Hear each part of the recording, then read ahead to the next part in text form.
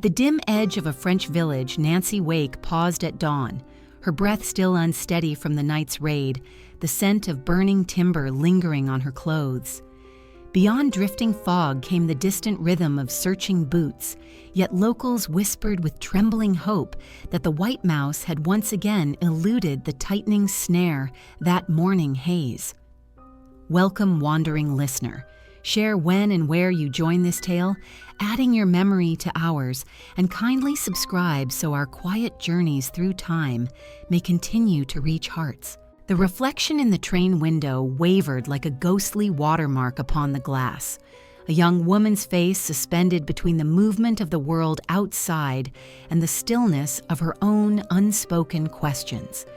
And it is here that the story gently unfurls, not with the thunder of destiny, but with the soft rustle of time, drawing its first circle around Nancy Wake. In those early years, long before the world knew her name, she was simply a restless soul traveling through landscapes that neither welcomed nor refused her, carrying within her the faint tremor of someone searching for purpose, without yet admitting that she sought anything at all. The train lulled her into thought as it traced its familiar iron path, and though she appeared calm to any ordinary observer, something in her posture suggested she listened for distant echoes, as though destiny itself tapped gently on the far side of the carriage wall. Perhaps it is always this way with those who will one day defy an empire. Their beginnings arrive softly, unnoticed by the crowds around them, born not from a single revelation, but from a quiet accumulation of moments that settle like fine dust on a long wooden table, waiting to be disturbed by a sudden gust. As the countryside drifted past her, she might have wondered why the world felt both immense and strangely fragile, why she felt compelled to keep moving, and whether she was running towards something or away from it.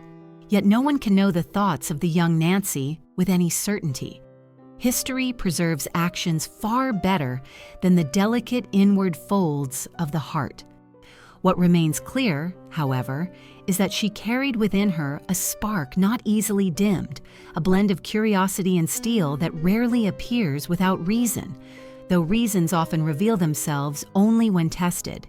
Outside the window, the landscape stretched in muted tones, scattered with small cottages whose chimneys breathed thin streams of smoke into the pale morning sky. Life in those places continued with its familiar rhythm, tending fields, mending fences, calling children indoors as evening shadows lengthened. Nancy had known such rhythms in her youth, but felt no wish to be woven into them. The departure of her father had loosened threads that might have held her firmly to home, leaving instead a faint ache and a growing instinct to determine her own direction. Some who knew her wondered why she seemed so impatient for the wider world, but one cannot easily explain an inner compass that points toward horizons unknown even to the traveler herself. It is tempting to say her fate was already sealed, that the world had chosen her long before she chose her path, but such certainty belongs more to legend than to life. The truth is quieter. She moved because stillness felt wrong, and perhaps she sensed, without understanding, that her courage would one day be needed elsewhere. The train swayed gently, a cradle of iron in motion, and in its rhythmic clatter lay the subtle foreshadowing of darker trains that would soon crisscross Europe with sorrowful cargo. Yet Nancy could not know this. She saw only the present, the beckoning of cities that promised anonymity, discovery, and the freedom to shape her days without inherited expectations. When she stepped off at each new station, she carried herself with a lightness that belied the shadows gathering across the continent. Europe in those years was a mosaic of laughter, debate, music drifting from cafes and newspapers filled with both promise and warning. Nancy walked among these scenes with wide eyes, absorbing the world as a journalist might, measuring its contradictions without yet realizing that one day she would dismantle some of them with her own hands. There are those who say, destiny announces itself with thunder, but often it arrives like a faint tremor, felt through floorboards. Perhaps Nancy sensed something when she first witnessed injustice abroad, or perhaps the seed was planted earlier when she learned the vulnerability of those left behind by circumstance. People sometimes imagine heroes as sculpted from extraordinary material, but more often they are shaped through subtle pressures, moments that lodge quietly in memory until awakened by a sudden turning of history. In this soft beginning, as the young woman observed the world with curiosity rather than fear, she had no notion that her name would one day be uttered with a mixture of admiration and disbelief. Instead, she moved through the bustling streets of European cities with the unburdened stride of someone who believes life is an open field, not yet fenced by the cruel designs of men in uniform. Still, even in these early wanderings, one might detect a certain alertness in her gaze, as though she sensed the tremors beneath the surface of everyday life. She did not seek conflict, yet she did not shrink from discomfort either. She listened closely to the murmurs of political unrest, the sharp-edged arguments in smoky cafes, the subtle shifts in tone when news from across borders arrived. Something in her recognized the first stirrings of danger, though the sensation likely drifted at the edge of her awareness, more intuition than thought. Europe was changing, tightening, bracing itself under gathering clouds, and like many young travelers, Nancy found herself suspended between fascination and unease. Had she been asked then what she feared, she might have laughed and brushed aside the question, for she often met uncertainty with humor rather than dread. Yet even humor can be a sign of someone beginning to armor themselves, piece by piece. Memory, when viewed from a great distance, tends to soften the contradictions of such beginnings. But as we drift through these early scenes with her, we sense that the path ahead contained both light and shadow in equal measure. She was not yet the white mouse who would confound the Gestapo, nor the fierce commander who would lead resistance fighters through perilous nights, nor the grieving widow who would discover her husband's fate only after the smoke of war had cleared. She was simply a young woman gazing from a train window, wondering what waited beyond the next bend in the tracks, unaware that the world would soon crash through the doors of her life with unrelenting force. Each breath she took in those gentle mornings carried within it the faint echo of choices still unimaginable, and yet they drew steadily nearer. The train slowed as it approached another station, the squeal of metal on metal rising in tired protest, and Nancy's reflection on the window briefly merged with shapes outside. For a moment, her face seemed to hover above the cobblestones of a place she had never seen before, as though the glass offered a glimpse of her stepping into a future she did not yet recognize. The carriage shuddered, the outside world sharpened, and the reflection faded, leaving only her steady gaze and the lingering question of what awaited her once she stepped off the train again. The answer lay hidden in shadows still gathering across the continent, shadows she would one day walk through with astonishing resolve. But for now, there was only the soft rattle of wheels slowing and the quiet shimmer of her reflection waiting to shift once more. The murmur of the ocean rose and fell beneath the hull of the ship, a low rhythmic sigh that seemed to echo the restlessness carried within Nancy Wake from her earliest days. And it is upon that drifting sound that her origins unfold, not as a straight path, but as a scattering of memories shaped by distance, longing, and the quiet ache of a childhood that taught her both resilience and solitude.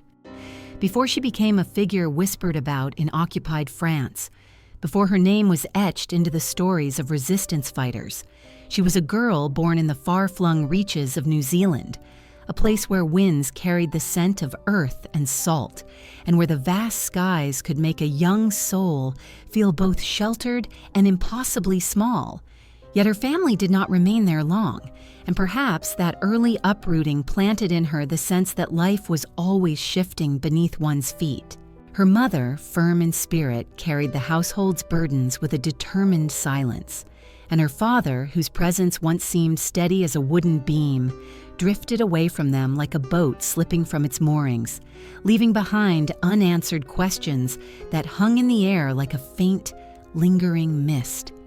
Australia became the soil where Nancy's youth quietly hardened, a place of blazing sunlight, dry winds, and distances so wide they made dreams feel fragile, yet somehow reachable.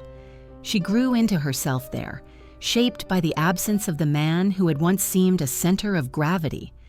Some say abandonment carves either doubt or defiance into a heart. In Nancy, it seemed to carve both. She learned early that one could not depend on stability, that tenderness was not always reliable, and so she cultivated instead a kind of bold independence, a freedom of movement in her thoughts and actions that would one day become the foundation of her unbreakable nerve. Yet these origins were not dramatic in appearance. They were the quiet, everyday kind, the subtle tests of childhood that strengthen some and diminish others. Nancy, small in stature but sharp in perception, seemed to absorb each difficulty not as a wound but as a shaping force, though perhaps she did not realize at the time what was being forged within her. Those who knew her as a young girl often remarked upon her spirit, a mixture of wit, stubbornness, and curiosity that made her stand out even then. She had a way of speaking her mind with a clarity that surprised adults, and a way of watching the world that suggested she was always measuring something unseen. School held her attention only loosely, for she sensed instinctively that the world outside offered a broader education than any classroom could contain, and so she wandered, through streets, through ideas, through the endless horizon of her imagination. It is easy to imagine her perched on a sun-warmed fence, gazing beyond the fields with a look that hinted at impatience, as though waiting for some invisible hand to lift her into a larger story. Her mother, struggling to provide for the family, may not have understood the roots of Nancy's restlessness, but she recognized its presence and perhaps even feared it a little. Mothers often sense that certain children are destined to slip beyond ordinary boundaries, and such knowledge carries both pride and apprehension. Yet Nancy's path was not rebellion for its own sake. It was a quiet insistence on discovering the world for herself, unhindered by expectation. She ventured through her young life with a growing awareness that she was meant to step beyond the narrow frames laid before her. And though she could not yet articulate it, she felt the world tugging at her sleeves, as though whispering to her that she would find her true purpose far from the land she called home. Australia's vast landscapes often create dreamers of those who grow beneath their skies. The long stretches of open land can stir a yearning for faraway continents, for old cities with stone walls and winding alleys, for histories written layer upon layer, like sediment beneath a riverbank. Nancy felt such yearning deeply, though she may have dismissed it as simple curiosity. She read stories of distant places, listened to conversations of travelers when she encountered them, and imagined streets filled with languages not yet familiar to her ear. There was a pulse inside her that matched no rhythm around her, an internal call that urged her toward movement. And when the opportunity finally arose to leave Australia, she did so with a swiftness that surprised even herself. It is tempting to believe that her motivations were simple, that she left out of boredom or ambition, but such explanations are too thin for the complexity of human longing.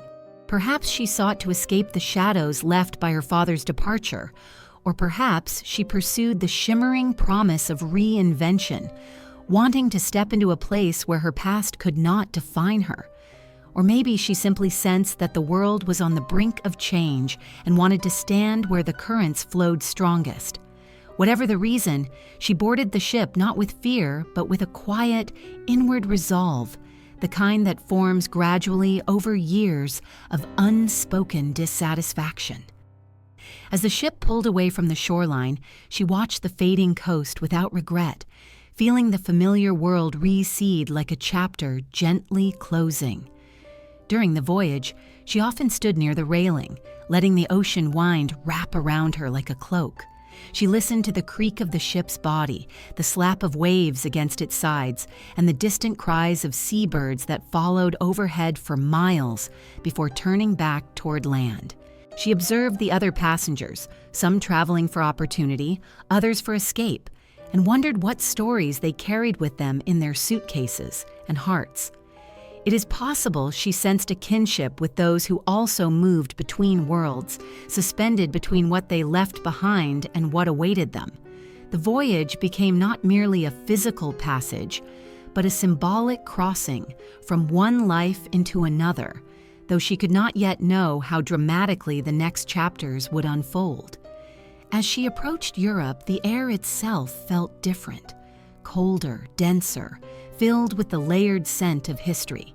Cities rose before her with their towering buildings and narrow streets, so unlike the open expanses of her childhood.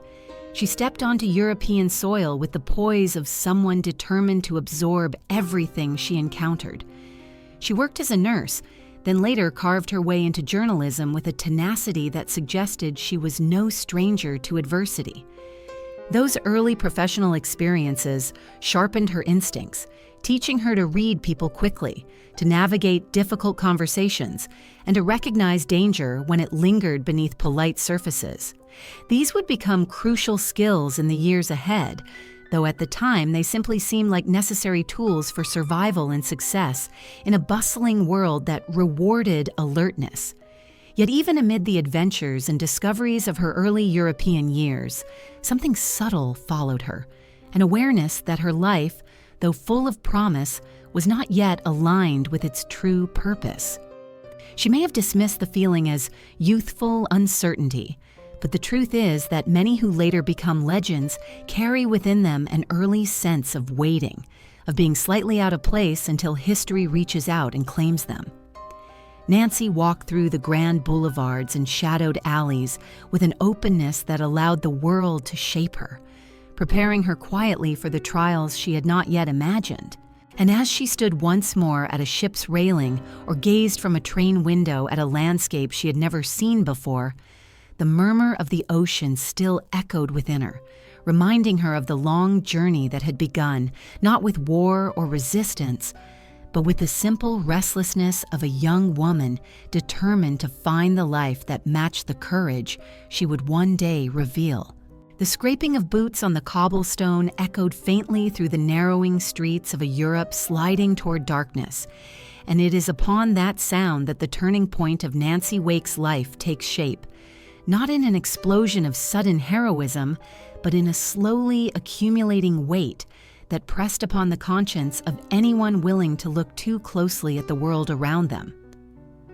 When Nancy first arrived in Europe, she was armed with curiosity rather than strategy, courage rather than experience, a journalist's keen eyes rather than a soldier's hardened instincts. Yet it is often the observer who notices signs before the rest of the world admits they exist, and Nancy, wandering through cities that shimmered with both charm and unease, began to sense the subtle shifting of political currents as if through the thin electric touch of a storm yet to break. The cafes still buzzed with conversation. The theaters still opened their doors to audiences dressed in their finest. Yet beneath the surface, somewhere in the murmurs of foreign correspondence and the guarded glances exchanged by travelers, there lingered a warning so faint one had to listen with unusual attentiveness to detect it. Nancy did listen. The life of a reporter had taught her to trace the lines between events, to sense when a story carried an undercurrent of something far more consequential than its headline suggested. The more she learned about the rise of extremist ideologies, the more she felt the unmistakable tightening of the world's breath. But it was not until she traveled to Vienna, drawn by professional curiosity perhaps, or by a feeling she could not name, that she encountered the kind of brutality that imprints itself upon memory so deeply it changes the course of one's life. History records many such incidents during those years, moments when individual cruelty served as a preview of the horrors yet to come.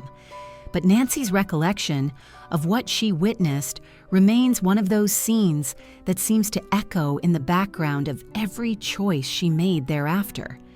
She saw men in uniforms exerting power with deliberate humiliation, saw women and children pushed aside as though they were obstacles rather than people, saw dignity stripped from those who had done nothing to deserve such treatment.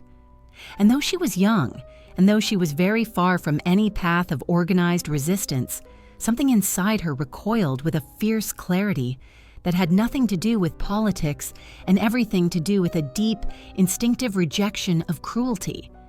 There are those who wonder whether a single moment can truly alter the trajectory of a life.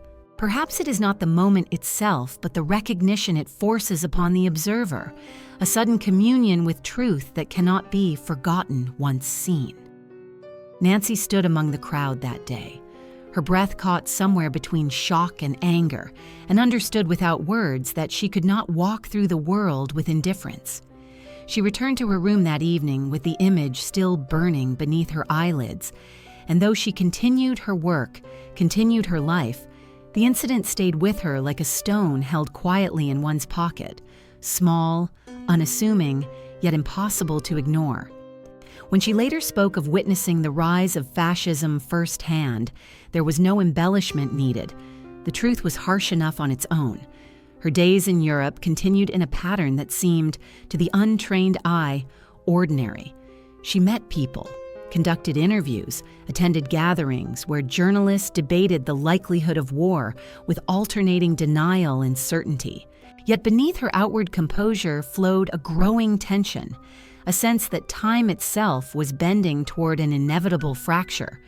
When she met Henri Fiocca, a French industrialist whose kindness and warmth stood in stark contrast to the world's growing coldness, she stepped briefly into a chapter of gentler possibilities.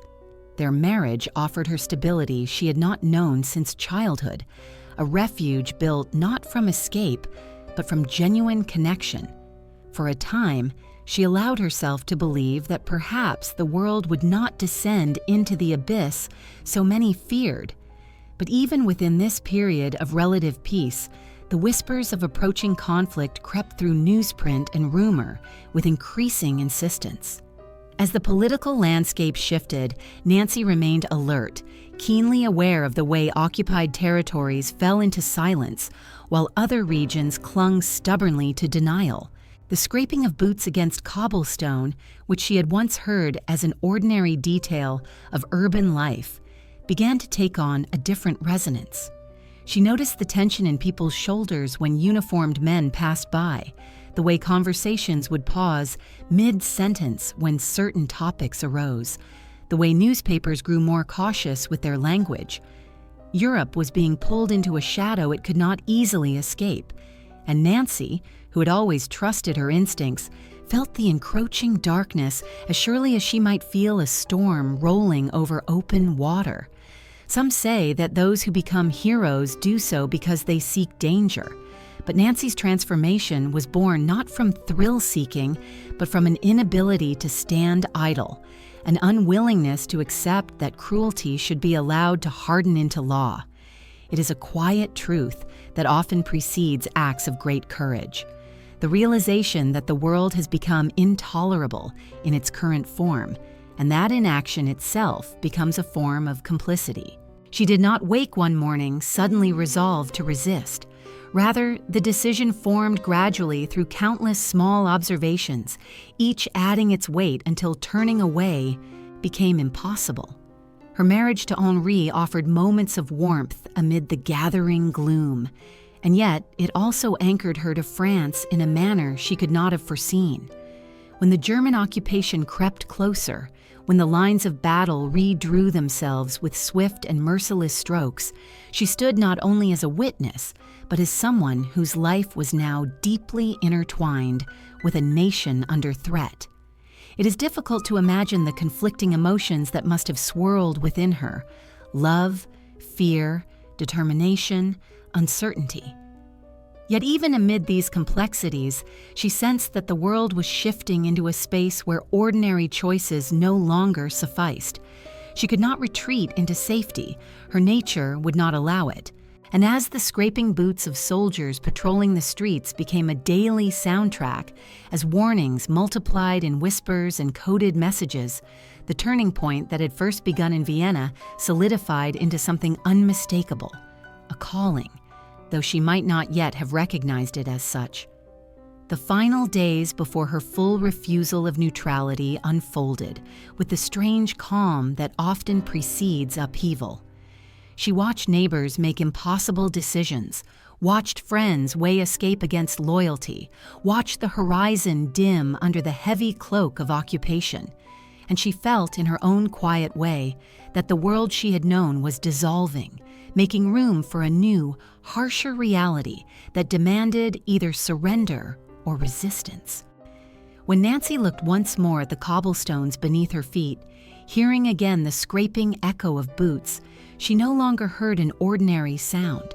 She heard a warning, a summons, a reminder of what she had witnessed and what she could no longer ignore. A coded message slipping beneath a cafe table became, in time, a gesture so familiar to Nancy Wake that one might believe she had been born into a world of hidden signals and whispered instructions. Yet her path into the shadows of occupied France was anything but predetermined. It unfolded slowly, like dusk descending over a familiar landscape, the colors shifting little by little until one realizes night has arrived without ever noticing the exact moment day surrendered. When the German occupation tightened its grip on France, Nancy found herself navigating a realm in which every breath seemed to echo too loudly, every glance carried the possibility of danger, and every casual interaction might conceal a desperate plea for help. Yet amid these narrowing boundaries, she moved with a quiet boldness that belied both her youth and her civilian origins, as though her spirit recognized the environment even before her mind fully understood the stakes. Her marriage to Henri Fiocca had drawn her into the heart of Marseille's social and political world, a place where alliances shifted as swiftly as tides and where rumors carried the weight of prophecy. Henri, perceptive and kind-hearted, noticed early the growing strain in the city's atmosphere, the way neighbors spoke in careful tones, and the sudden absences of familiar faces. Yet even he could not have foreseen how deeply Nancy would step into the clandestine struggle forming beneath the city's outward stillness. At first, her contributions were small acts, harmless seeming to an outside observer, yet charged with significance to those living under the threat of surveillance. She delivered messages under the pretense of social calls, transported documents tucked beneath the lining of her coat, and extended help to those seeking escape routes as though she were merely performing favors for acquaintances. But in each action, however faint at first, lay the seeds of a courage that would soon astonish even seasoned operatives. There is something almost paradoxical about the beginnings of resistance work. The tasks themselves may appear mundane. A note slipped into a pocket, a door left slightly ajar, a meeting disguised as a friendly conversation. Yet the consequences of a single misstep can be catastrophic. Nancy seemed unusually comfortable within this tension, as though the boundaries between normalcy and peril did not exist in the same stark contrast for her as they did for others. Perhaps it was her keen instincts, trained by years of navigating unfamiliar environments. Perhaps it was her innate defiance, a quality shaped long before war entered her life. Or perhaps she simply believed that injustice demanded an answer, and she found herself compelled to provide one in whatever way she could. The early networks of escape forming throughout France relied heavily on intuition, knowing whom to trust, whom to avoid, and when to remain silent even when silence carried its own risks. Nancy quickly became known among those circles for her reliability, her discretion, and her remarkable ability to blend into nearly any setting. She possessed an ease of movement that made her difficult to trace, slipping into markets, cafes, and private gatherings with the unassuming grace of someone who appeared to be exactly what she presented on the surface. Yet beneath her calm demeanor pulsed a fierce determination that only those closest to her could perceive. She observed, listened, and learned the invisible patterns of the occupation. Which checkpoints rotated guards, which districts were more tolerant of unusual activity, which officials could be distracted or outwitted. It is impossible to know whether she anticipated the extent of her future involvement at this stage, but she undoubtedly sensed that a deeper calling was unfolding before her, drawing her steadily toward the heart of resistance. Her efforts grew bolder with time, shaped not by impulsiveness, but by a steadily increasing sense of purpose. When she began assisting refugees, journalists, and others marked by the occupying forces, she did so without hesitation, driven by empathy sharpened into resolve. Each life she helped rescue strengthened her belief that action, however dangerous, was necessary. The network she worked with relied on quick thinking, adaptability, and the ability to maintain composure under scrutiny, and in these qualities, Nancy excelled. Those who met her often underestimated her. This underestimation became one of her greatest tools. She could charm officials, divert suspicion with humor, and slip past questioning with the disarming ease of someone appearing entirely innocent. Yet beneath that outward ease, she carried an awareness of the thin line she walked, a line that grew thinner with each mission. Henri, protective by nature, understood the danger but remained supportive, perhaps believing that Nancy's talents made her uniquely suited to this work. Still, he must have harbored quiet fears, as any husband would, watching his wife inch closer to the heart of a conflict that consumed those who dared to oppose the occupiers. The tension between love and duty became a silent thread woven through their marriage, one that neither of them wished to pull too tightly for fear it might unravel everything they cherished. Yet the world did not offer them the luxury of simplicity. The occupation demanded decisions that separated the cautious from the courageous, and Nancy, guided by instinct and conviction, chose repeatedly to act.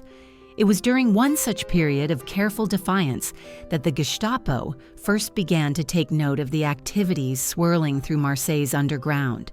Faces, names, movements, everything became subject to scrutiny, and although Nancy had not yet become their primary focus, the danger was unmistakable. Still, she continued. She carried coded messages and instructions beneath the ordinary gestures of daily life, concealing resistance behind the familiar rituals of conversation, shopping, and social visits. The coded message slipped under the cafe table, exchanged with the subtle, downward flick of a wrist, symbolized the merging of her everyday identity with her emerging clandestine self. The two lives overlapped until they became indistinguishable, fused by necessity and conviction. It is easy to romanticize these early missions, to imagine them as thrilling adventures played out against the backdrop of wartime intrigue. In truth, they were often exhausting, fraught with uncertainty, and laden with the awareness that a single miscalculation could result in the disappearance of not only the operative, but also those they sought to protect. Nancy learned to read danger the way one might read weather patterns, sensing shifts in mood, tone, and environment with extraordinary accuracy. Her reputation within the resistance grew quietly, not through bold declarations, but through consistent reliability, creativity, and the ability to remain calm under pressure. She did not yet know that she would one day lead fighters into battle or outmaneuver some of the most relentless trackers in Europe, but she did sense, even if only dimly, that she had stepped permanently onto a path from which there could be no retreat. The city itself bore witness to her transformation. Marseille, with its bustling ports and layered histories, had always been a place where secrets traveled as swiftly as goods across the docks. But under occupation, its once vibrant streets carried a tension so palpable, one could almost taste it in the air. Nancy moved within this charged environment with a growing awareness of her role, the weight of each decision pressing against her shoulders, yet never causing her to falter. The coded messages she transported, the people she guided, the false identities she helped create, each became a strand in the intricate web of resistance that would later become legendary. And as the days passed, the distinction between ordinary life and the clandestine world blurred until she found herself navigating both with a seamlessness that astonished even those who worked alongside her. By the time the coded message slipped beneath the cafe table, her transformation was nearly complete, though she herself may not yet have realized it. What began as small acts of defiance had grown into a pattern of deliberate resistance. Nancy Wake was no longer merely a witness to history. She was now woven into its fabric, her choices altering the trajectories of countless lives. And though the path ahead would test her in ways she could not yet imagine, the foundations of her courage had already been laid, shaped by every injustice she had witnessed, every risk she had taken, and every quiet moment in which she chose to act rather than turn away.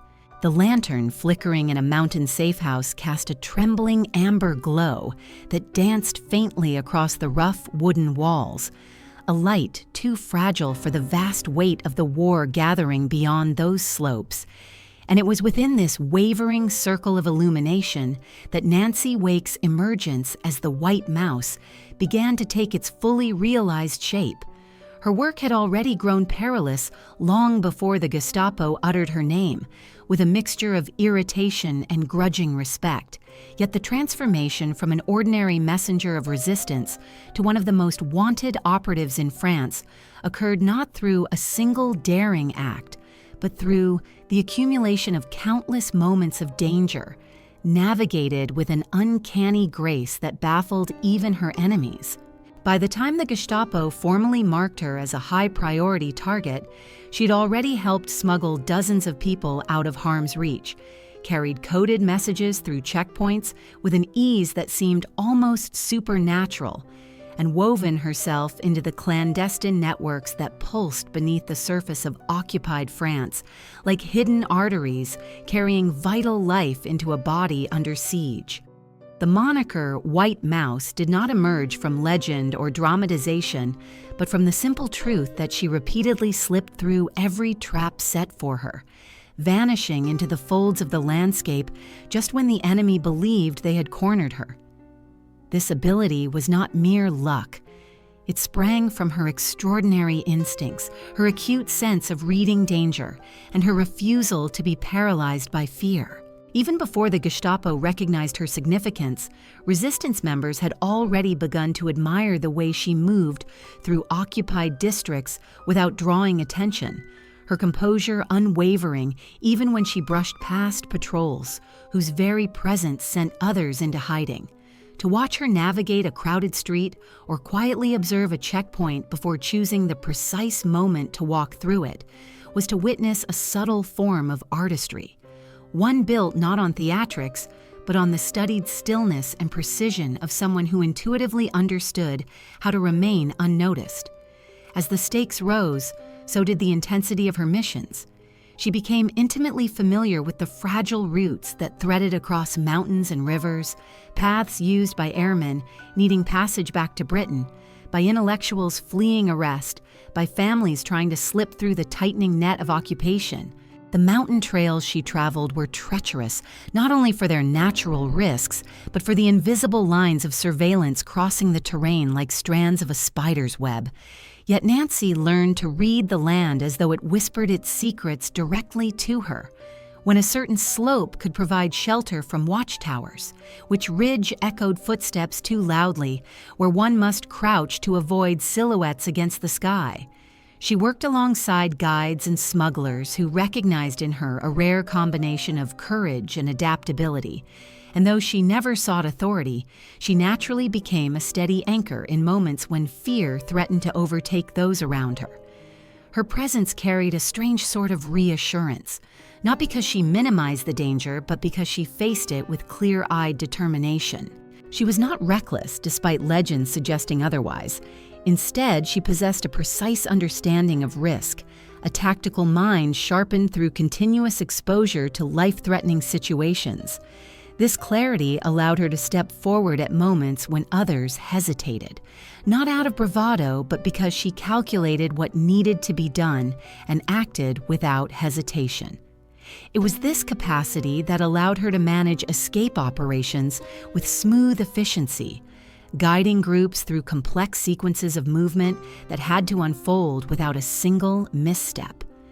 Beneath the lantern light of those mountain safe houses, she planned routes, adjusted timetables, and reassured frightened fugitives with a warmth that contrasted starkly with the steel of her operational discipline. She knew well that danger tightened around her with each operation. Word spread quickly within the Gestapo, whose files on her grew thicker by the week. They did not know her face at first, which was an advantage she used skillfully, altering her appearance through small changes in hairstyle, posture, or clothing that allowed her to slip into environments where recognition would have meant immediate death. Yet even when they finally identified her, their pursuit proved futile. Informants whispered her name with caution, always too late for their tips to be of use. Soldiers combed villages where she had been seen hours earlier, baffled that she vanished without leaving so much as a footprint. The Gestapo commanders grew increasingly enraged, referring to her as La Souris Blanche, the white mouse, an adversary who could not be trapped. But while the legends emphasize her elusiveness, the deeper truth is far more revealing.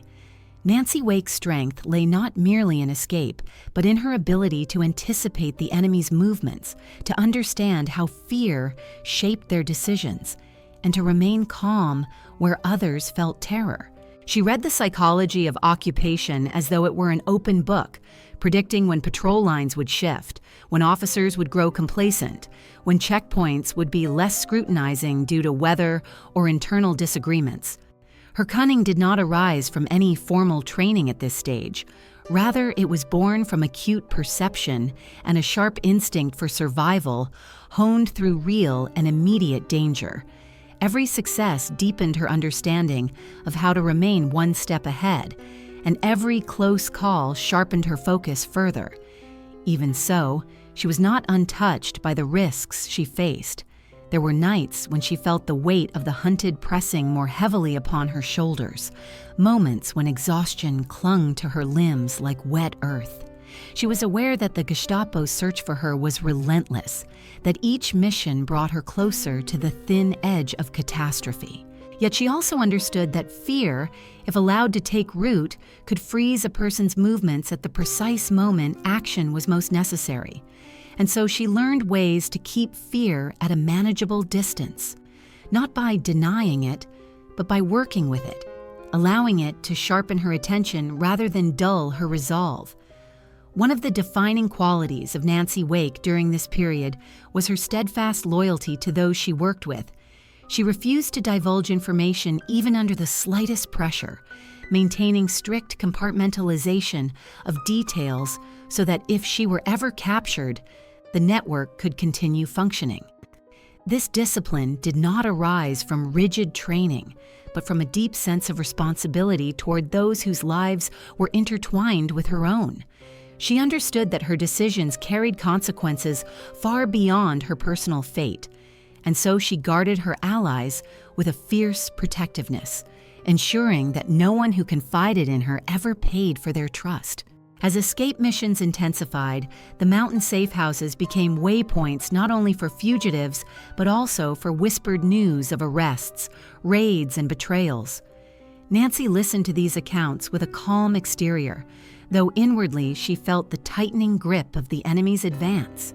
Still, she pressed forward, expanding her efforts, working tirelessly to coordinate routes, arrange resources, and ensure that no one was abandoned. It was during this period that she reached the threshold of a life she could never step back from, a threshold crossed so quietly she may not have realized at first how irrevocably she had committed herself to resistance. The lantern in the mountain safe house flickered once more, the flame bending under a draft that slipped through the narrow window, and Nancy leaned forward over the map spread before her, its thin lines illuminated by the trembling glow. She traced the escape route with her fingertip, calculating the next movement of those relying on her guidance. Outside, the wind carried the faintest hint of snow, and somewhere in the distance a branch cracked under unseen weight. The world was narrowing around her, the risks growing sharper with each passing hour, yet she remained steady, guided by a sense of duty that had grown from a single moment of witnessing injustice into a conviction so deep it became inseparable from her identity. And as the lantern light continued to tremble, casting shifting shadows across her determined expression, the legend of the white mouse moved quietly into its next and most perilous chapter.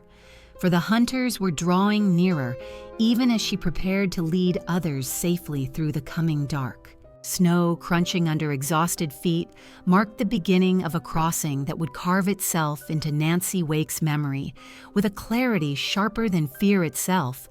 And it was on those treacherous paths over the Pyrenees that her life stepped fully into the realm of danger from which she would never truly return.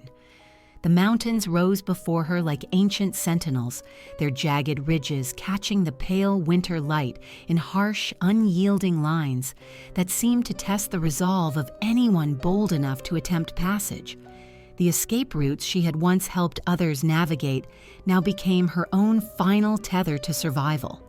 For the Gestapo's tightening pursuit had reached a point where remaining in France was no longer possible.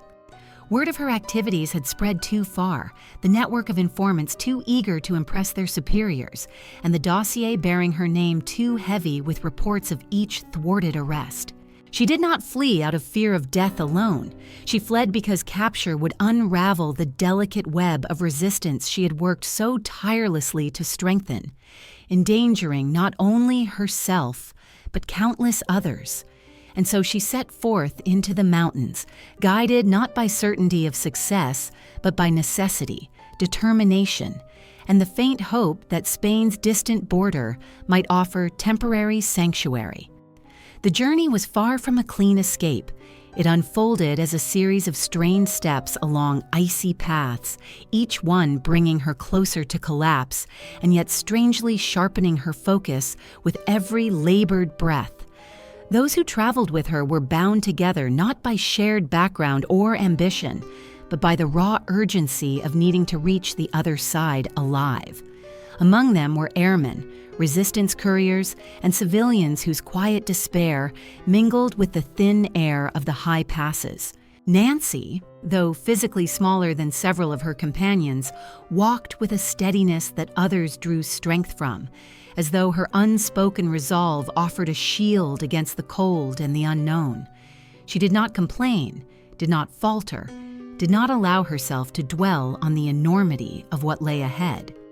Instead, she concentrated on each step, each breath, each precarious foothold carved into the snow by those who had crossed the mountains before her. She carried no illusions about the ease of the journey. She had guided others through similar passages, had seen the toll it took, and knew well that the mountains favored neither the brave nor the desperate. They simply existed, indifferent to human struggles. The cold bit fiercely through layers of wool and cloth, seeping into her skin like a silent adversary. The wind swept across the ridges with a voice that shifted between mournful howls and sudden violent gusts that threatened to cast travelers off balance. Each time she paused to catch her breath, the world seemed to tilt slightly, the thin air stretching time into a slow, heavy rhythm that made it difficult to separate seconds from minutes. Yet even in these moments of exhaustion, she forced herself onward, driven by something more potent than fear or survival instinct. Perhaps it was the knowledge that she had responsibilities beyond her own life, that reaching Britain meant returning to the fight with renewed strength and training. Or perhaps it was simply the nature of her spirit. Once she chose a path, she would not abandon it, even when that path led through ice, wind, and near impossible odds. The guides who led them were seasoned mountaineers, familiar with the deceptive landscapes that changed character with each shift of light. They spoke rarely, saving their breath for the effort required to ascend the steep inclines. Nancy followed their movements closely, matching their pace even when her legs trembled from exertion. The snow underfoot held a peculiar texture, sometimes powder soft, sometimes crusted with ice that cracked sharply beneath their weight, sometimes so deep it threatened to swallow their boots entirely. Each sound became amplified in the stillness, the muffled thud of steps sinking into drifts, the rustle of fabric stiffened by frost, the occasional gasp of someone stumbling or catching themselves on a jutting rock. These sounds stitch themselves into Nancy's memory with an intimacy that often accompanies moments lived on the knife edge between endurance and collapse. There were times during the crossing when fatigue clawed at her so fiercely that her vision blurred, the whiteness of the landscape merging with the whiteness of the sky until she felt suspended between two indistinguishable planes. Yet she moved forward step by step, guided by the knowledge that stopping, however briefly, could bring on a cold so penetrating it would render movement impossible. The human body, she understood, could endure much, but it could also betray its owner swiftly, slipping from exhaustion into stillness with barely a warning. She had seen this happen to others, and she refused to let it happen to her. She drew from reserves she did not know she possessed, each breath a conscious act of defiance against the demands of the mountain. It was not only the physical challenges that tested them, but the constant threat of discovery by enemy patrols. German troops knew the mountains served as escape routes and periodically swept sections of the range, searching for fugitives. Their presence lingered like a shadow over the group, a reminder that even in the wilderness, their hunters were never far behind. Nancy listened constantly for distant sounds, boots on snow, shouted orders, the low hum of engines. She understood that the mountains offered concealment, but concealment was not immunity. Danger traveled freely across borders, unhindered by the same limitations placed on those seeking to escape. Somewhere along the higher elevations, the group encountered a storm that transformed the landscape into a near-blind expanse of swirling white. Visibility vanished, replaced by a brutal dance of snow and wind that forced them to cling to the guide's silhouettes for direction. Nancy felt the storm's force pressing against her like a living thing, testing her balance, numbing her fingers even through gloves, making each step an act of will. She could barely hear her companions' voices over the roaring wind, yet she sensed their presence through sheer determination not to be separated. In moments like these, humans become intertwined through shared struggle, their individual fears merging into a collective effort to survive. The storm, in its overwhelming might, stripped away everything but the most fundamental truth. One step forward, then another. Hours passed in a blur of cold and exertion, until finally the storm relented, revealing a sky streaked with fading light. They descended into lower terrain, where the snow thinned and patches of exposed earth hinted at the nearness of Spain.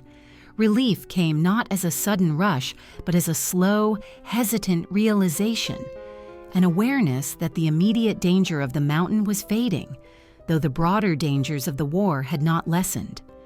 Nancy felt her limbs grow heavier now that the urgency of the climb had eased, yet she continued onward, driven by a sense that pausing too soon might unravel all they had endured.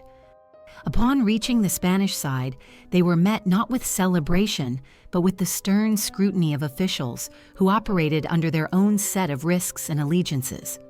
Detention was common for those who crossed without proper papers, and Nancy found herself confined for a time, forced into patience, despite the burning desire to continue toward Britain. Yet she did not despair. She understood that survival often required the acceptance of circumstances that felt unfair or arbitrary. The mountains had not defeated her. She would not allow bureaucracy to do so either. When at last she reached Britain, weary from travel yet sharpened by the trials she had endured, she carried with her a deepened understanding of what resistance demanded. The snow that had crunched beneath her exhausted feet remained an echo in her memory, a reminder that danger had become a constant companion, but also that she possessed the resolve to confront it repeatedly. The Pyrenees crossing marked an end to one chapter of her clandestine work and opened the doorway to another, one that would push her abilities, her courage, and her endurance to their limits. And as she stepped into the foggy streets of wartime London, the memory of that relentless snow followed her like a whispered promise that she would continue forward, no matter how treacherous the path ahead. The parachute drifting silently toward the moonlit forest marked the moment when Nancy Wake, having survived the treachery of mountains and the tightening jaws of the Gestapo, stepped into a new form of existence, one shaped not only by courage but by discipline, training, and the sobering understanding that she was now an instrument of war. Britain had received her not with ceremony, but with the quiet appraisal reserved for those whose names arrived alongside whispers of extraordinary feats. She had slipped through the Gestapo's grip repeatedly, crossed the Pyrenees under conditions that would have broken many, and carried within her a fierce will that intrigued the Special Operations Executive. Yet when Nancy entered their world, she did so not as a legend, but as a determined recruit, ready to transform her instinctive bravery into the sharpened skill set demanded by clandestine warfare. Her arrival marked the beginning of a long, grueling period of training where every weakness was exposed, every strength tested, and every assumption dismantled under the cold, steady gaze of instructors who had no interest in glamour, only survival. The early days of her training unfolded with a strange mixture of exhilaration and exhaustion. She was taught to handle weapons of all kinds, from pistols whose metallic weight felt coldly intimate to rifles that required a steadiness of breath she had rarely needed before. She learned to map terrain in her mind, to visualize routes and escape paths with the precision of a seasoned scout, and to commit codes to memory until they became as natural to her as spoken language. Her instructors pushed her relentlessly, challenging her ability to think under pressure, to move silently, to withstand physical strain that stretched far beyond the demands of her previous resistance work. It was during these sessions that Nancy revealed an unexpected aptitude for combat, astonishing both herself and those responsible for evaluating her. She moved with speed and accuracy, adapting quickly to each new task, and refused to be outdone by her male counterparts, even when some doubted she could match their endurance. Her determination was not born of pride but of necessity. She understood that the training ground was not merely preparation, it was a crucible, one that separated those who would survive behind enemy lines from those who might falter at the first true test. Nancy refused to belong to the latter group. She had faced danger already, but she knew that the operations awaiting her in France would demand a different kind of resilience, one built on more than instinct alone. She needed to become not only courageous, but precise, not only daring, but methodical. And so she embraced each challenge, each blow that knocked her to the ground, each obstacle course that left her gasping for breath, each infiltration exercise that required her to blend seamlessly into unfamiliar environments. She did so with a calm intensity that impressed even the most skeptical instructors. One of the defining aspects of her training involved learning how to kill quickly, silently, and without hesitation. This was perhaps the most sobering part of her transformation, for while she had risked her life countless times in France, she had not been required to confront the possibility of taking a life with her own hands. Yet war did not afford her the luxury of reluctance. She learned to strike with precision, to disable opponents before they had time to react, to recognize weak points in the human body and exploit them when necessary. The instructors noted her remarkable ability to remain calm in high-stress scenarios, a trait that would later prove essential in the field. Still, she did not revel in this newfound skill. She regarded it with a quiet seriousness, understanding that such abilities were tools, not sources of pride. Beyond combat, she trained in sabotage, learning how to destroy bridges, rail lines, and supply depots using limited resources and improvised materials. She learned to handle explosives with a steady hand, calculating fuses and timing with mathematical care. She studied wireless communication, mastering the delicate art of sending and receiving coded messages without drawing the attention of enemy signal detection teams. These skills demanded patience, precision, and unwavering attention, qualities she cultivated with the same discipline she applied to every aspect of her preparation. As the months passed, she became a composite of many roles: fighter, courier, strategist, saboteur. The transformation was profound, yet it unfolded with a quiet inevitability. Nancy had stepped onto a path that had been forming beneath her feet for years.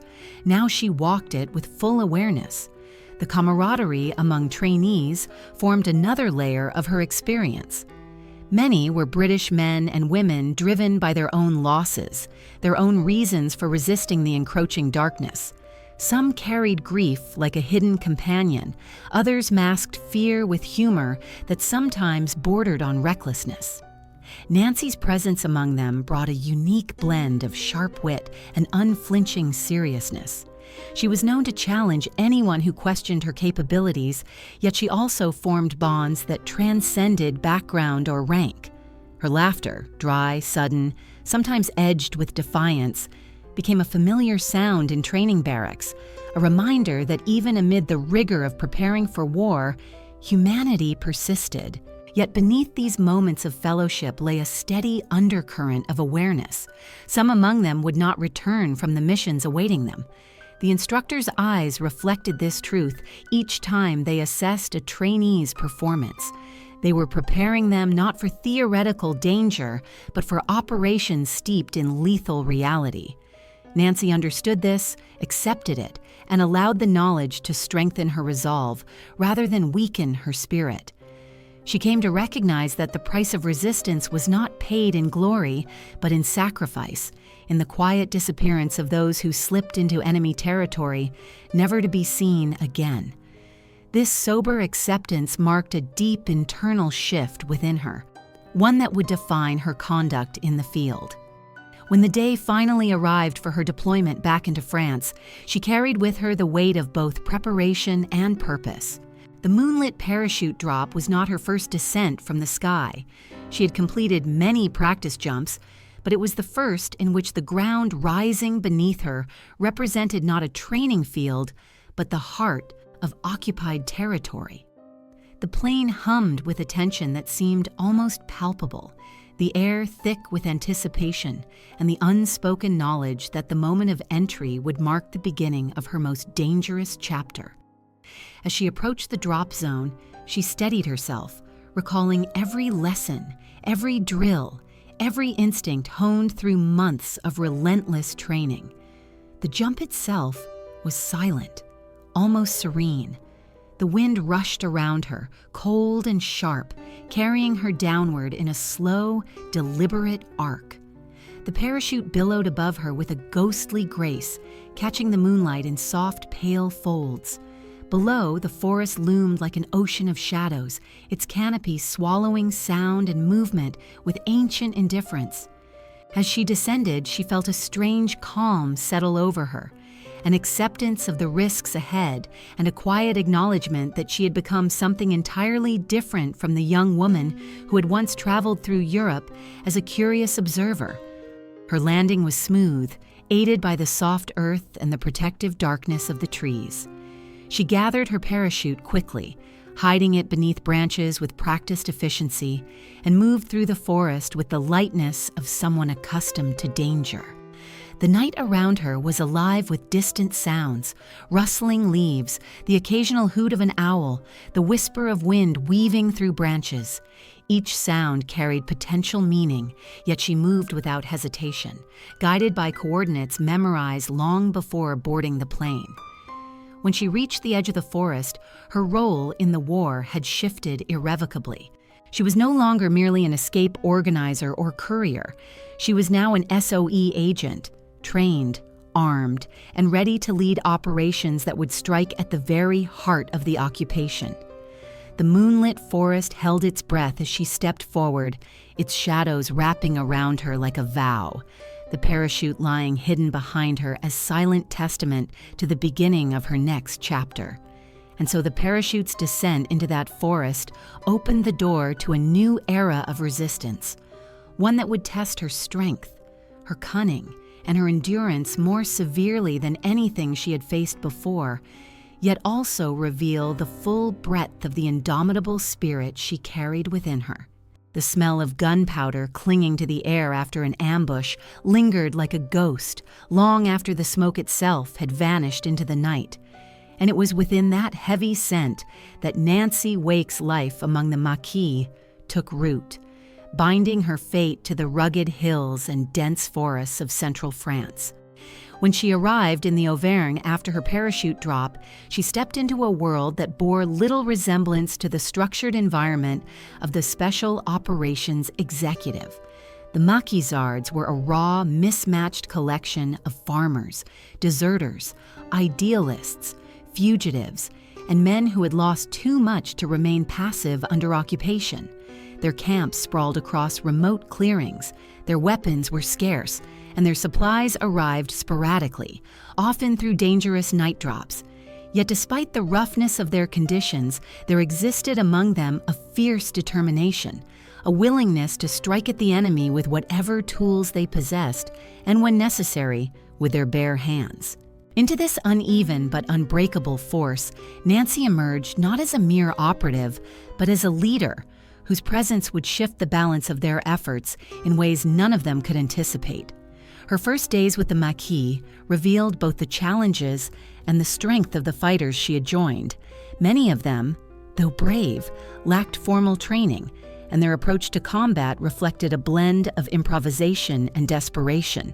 They moved in bursts of fierce energy, ambushing supply convoys, sabotaging rail lines, and attacking isolated German patrols with a defiant fury born of years under occupation. Their camps were filled with rough humor, wary glances, and constant vigilance. It was an environment where survival depended not only on skill, but also on the instinctive ability to read danger before it emerged from the shadows. Nancy understood this world almost immediately, recognizing in their struggles a mirror of the determination that had shaped her own path. But she was not welcomed without skepticism. Some of the fighters, hardened by loss and suspicious of outsiders, doubted that a woman, especially one with a polished manner and foreign accent, could understand the brutality of the struggle they faced. They observed her quietly, waiting to see whether she would falter under the strain of their harsh reality. Yet Nancy, guided by experience far more intense than any first impression could reveal, adapted with swift precision. She immersed herself in their routines, learned the dynamics of their group, listened to their concerns, and absorbed the terrain around them. She studied the paths carved through dense underbrush, memorized the hidden routes used for escape, and adjusted her plans based on the unpredictable nature of guerrilla warfare. It did not take long for the Maquisards to realize that Nancy was not merely capable. She was essential. Her leadership emerged not through force but through a combination of clarity, decisiveness, and unshakable composure. She organized food and supply distribution with a level of efficiency that astonished the men who had previously relied on scavenging and improvisation. She held meetings where strategy was discussed with a seriousness that elevated their operations beyond scattered raids, transforming them into coordinated efforts that disrupted enemy movements. She earned respect not by demanding it, but by demonstrating again and again that she was willing to endure the same hardships, take the same risks, and fight with the same ferocity as any man among them. The Maquis quickly discovered that Nancy possessed a talent for navigating the delicate balance between caution and boldness. She knew when to strike swiftly and when to wait, watching the enemy's movements with the patience of someone who understood that timing could determine the difference between victory and devastating loss. In one ambush, when a German convoy unexpectedly changed route. She redirected the fighters with such quick judgment that they avoided detection and managed to cripple a supply truck without suffering a single casualty. In another operation, she negotiated with local villagers for information and safe passage, earning their trust with her sincerity and leaving with intelligence that would later save numerous lives. Her courage in these operations was not the flamboyant sort that legends often exaggerate. Instead, it was steady, precise, and unwavering. A resolve that manifested in the way she stepped forward when others hesitated, the way her voice held firm even when the air trembled with tension, the way she met moments of danger with an almost unnerving calm. She moved through forest paths with a quiet confidence, leading fighters in the dark with only the faintest moonlight to guide them. She carried messages across dangerous terrain without flinching, aware that being caught would mean torture and execution. She tended to the wounded when medical supplies were scarce, applying pressure to wounds with trembling but determined hands. And when a mission required her to cycle miles through guarded territory to re-establish communication with London, she did so without hesitation, pushing herself past exhaustion because she knew the survival of her comrades depended on it. Among the Maquis, Nancy also became known for her sharp tongue and uncompromising honesty. She did not tolerate carelessness or cowardice, and she expected every member of the group to uphold the same standard of discipline and commitment she imposed on herself. Yet beneath her sternness lay a genuine concern for the men she led. She laughed with them during rare moments of respite, shared stories over campfires, and offered quiet encouragement to those who struggled with fear or grief. Her presence brought stability to the volatile environment, grounding the fighters with the assurance that they were not alone in their struggle. The German forces, recognizing the growing effectiveness of the Maquis in the region, intensified their efforts to crush resistance operations. Patrols increased, villages were raided, and informants were pressured to reveal hidden camps. The risk escalated with each passing week, and yet Nancy's determination only sharpened. She worked tirelessly to organize supply drops, coordinate sabotage efforts, and maintain communication with London.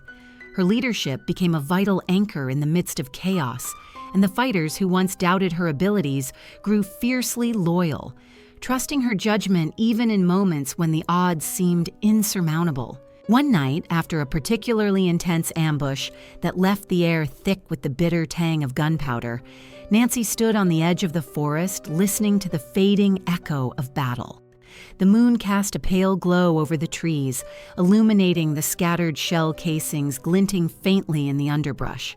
Behind her, the Maquisards tended to their wounded and gathered their equipment, their murmured voices blending with the rustle of leaves in the night breeze. She breathed deeply, letting the familiar scent of gunfire and forest earth settle into her senses. It was a moment of stillness amid the storm, a fragile pause before the next confrontation. And in that quiet, she understood the profound transformation she had undergone.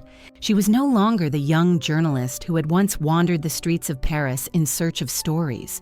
She had become the story itself, a leader forged by necessity, bound to the resistance by loyalty, conviction, and the unyielding belief that tyranny must be challenged at any cost. The forest around her seemed to pulse with the weight of what lay ahead. The war was far from over, and the enemy's grip on France remained strong. Yet within these woods, within this patchwork army of determined fighters, she felt a fierce sense of purpose. A purpose born not of glory but of duty. She knew the path forward would demand sacrifice, hardship, and strength beyond anything she had yet summoned. But she also knew she would continue, because there was no other choice she could live with. And as the last traces of gunpowder drifted into the night air, Nancy Wake stepped deeper into the heart of the resistance, her resolve illuminated by the faint glimmer of the moon filtering through the trees. A railway bridge trembling in the dark became, for Nancy Wake, more than a fragment of wartime destruction. It was the symbol of a new phase in her journey, where sabotage was no longer occasional necessity, but a relentless rhythm woven into every night. The Maquis had grown stronger, their operations bolder, and with Nancy's strategic mind guiding them, the resistance in the region found renewed purpose. The German supply routes had become arteries pulsing with the lifeblood of the occupying force, and the Maquis made it their mission to sever those arteries as often and as effectively as possible. It was not glory they sought, nor recognition, but the tangible weakening of a machine that had ground France under its heel. Nancy understood, perhaps more clearly than many, that sabotage was not merely destruction, it was communication. Every rail line damaged, every convoy halted, every depot blown open sent a message to both sides. The occupiers were not invincible, and the French spirit, though battered, refused to surrender. These operations demanded an exactness that left no room for error. Night after night, Nancy planned missions with a precision that belied the chaotic nature of guerrilla warfare. Maps spread before her, lanterns sputtering with uneven light. She marked routes, calculated distances, and coordinated timing with the careful attention of someone weaving threads into a tapestry, where any loose strand might unravel the entire design. She understood the importance of silence, speed, and surprise. The Maquis lacked heavy weaponry and uniformity, but they possessed something far more elusive: unpredictability, and Nancy wielded that unpredictability like a blade. The railway lines, in particular, became a battlefield where she left her signature.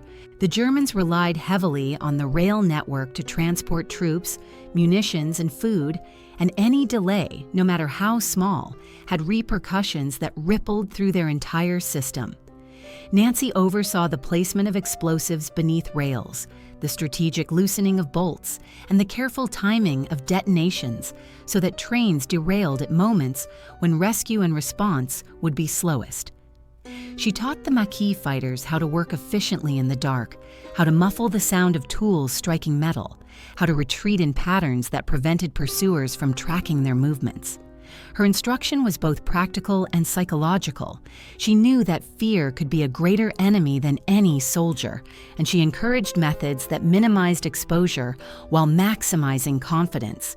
There were missions that unfolded smoothly, where the night embraced them like an ally, and the detonations trembled through the valleys without a trace of their presence left behind.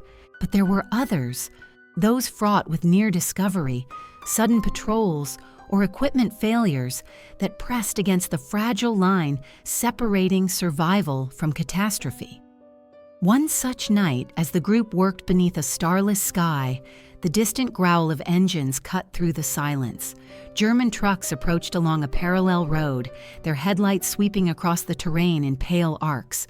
The Maquis froze, their breath suspended in the still air. Nancy's voice, low but steady, broke through the moment of paralysis. She directed them into the underbrush, urging them to flatten their bodies against the earth and wait for the convoy to pass. Her calm steadied the men, allowing them to remain silent even as the trucks rumbled dangerously close. When the engines finally faded into the distance, Nancy signaled for the fighters to resume their work, her tone betraying neither haste nor fear. Her ability to remain composed under pressure became one of the defining qualities that elevated her leadership to something almost legendary. The Maquis came to rely on her presence in moments when uncertainty threatened to fracture their resolve. She was not reckless. She calculated risks with remarkable accuracy. Yet when a situation demanded boldness, she stepped forward with a kind of fierce energy that inspired others to follow. In one operation, when the assigned messenger failed to arrive with essential equipment, she improvised with materials they carried, using her training to adjust the explosives and timing mechanism. The resulting blast derailed a German troop train, scattering debris across the valley and delaying the enemy's movements for days. The success of that mission, forged through adaptation rather than ideal circumstances, deepened the fighters' trust in her. It was not only rail lines that drew her attention, but also communication hubs, fuel depots, and convoys that supplied the front. Nancy recognized that the Germans relied on strict schedules and coordinated logistics. Any disruption caused them to react with disproportionate alarm. She exploited this tendency, coordinating attacks that forced the occupiers to stretch their resources thin across the region. Each act of sabotage chipped away at their sense of control. And though the Maquis lacked the firepower to wage open battle, they possessed the patience required to wage a war of attrition. One ambush, one sabotaged line, one vanished patrol at a time. Among the fighters, stories of Nancy's determination circulated like quiet folklore. They spoke of her night rides across treacherous terrain, her ability to maintain composure even when surrounded, and the sharp clarity of her strategic thinking. Yet the person behind the stories remained grounded. She laughed with her comrades, shared meals prepared from scarce supplies, and listened to their fears without judgment. She understood the loneliness inherent in resistance, the grief that lingered in the hearts of men who had lost families, homes, and futures. In those moments, her strength took on a softer form. She offered comfort without pretense, recognizing that emotional endurance was as essential to survival as physical stamina. But the war allowed little time for solace. The Germans intensified their efforts to root out resistance activity, launching raids on villages suspected of supporting the Maquis. Some of these raids ended in devastation, leaving burned houses and grieving survivors in their wake. Nancy carried these losses with her, not as weights that hindered her steps, but as reminders of why each mission mattered. She did not express her sorrow publicly, but those close to her sensed the quiet heaviness that settled in her gaze after such events. The cost of resistance was high, and she felt each loss keenly, even as she pressed forward with unbroken resolve. The nights grew longer, the operations more complex. Nancy coordinated simultaneous attacks in multiple locations, forcing the enemy to respond chaotically. She timed detonations to create confusion, targeted supply lines that were difficult to replace, and directed fighters to strike when the Germans least expected it. These efforts were not glamorous. They were grueling, dirty, and filled with moments of fear, yet they were also effective.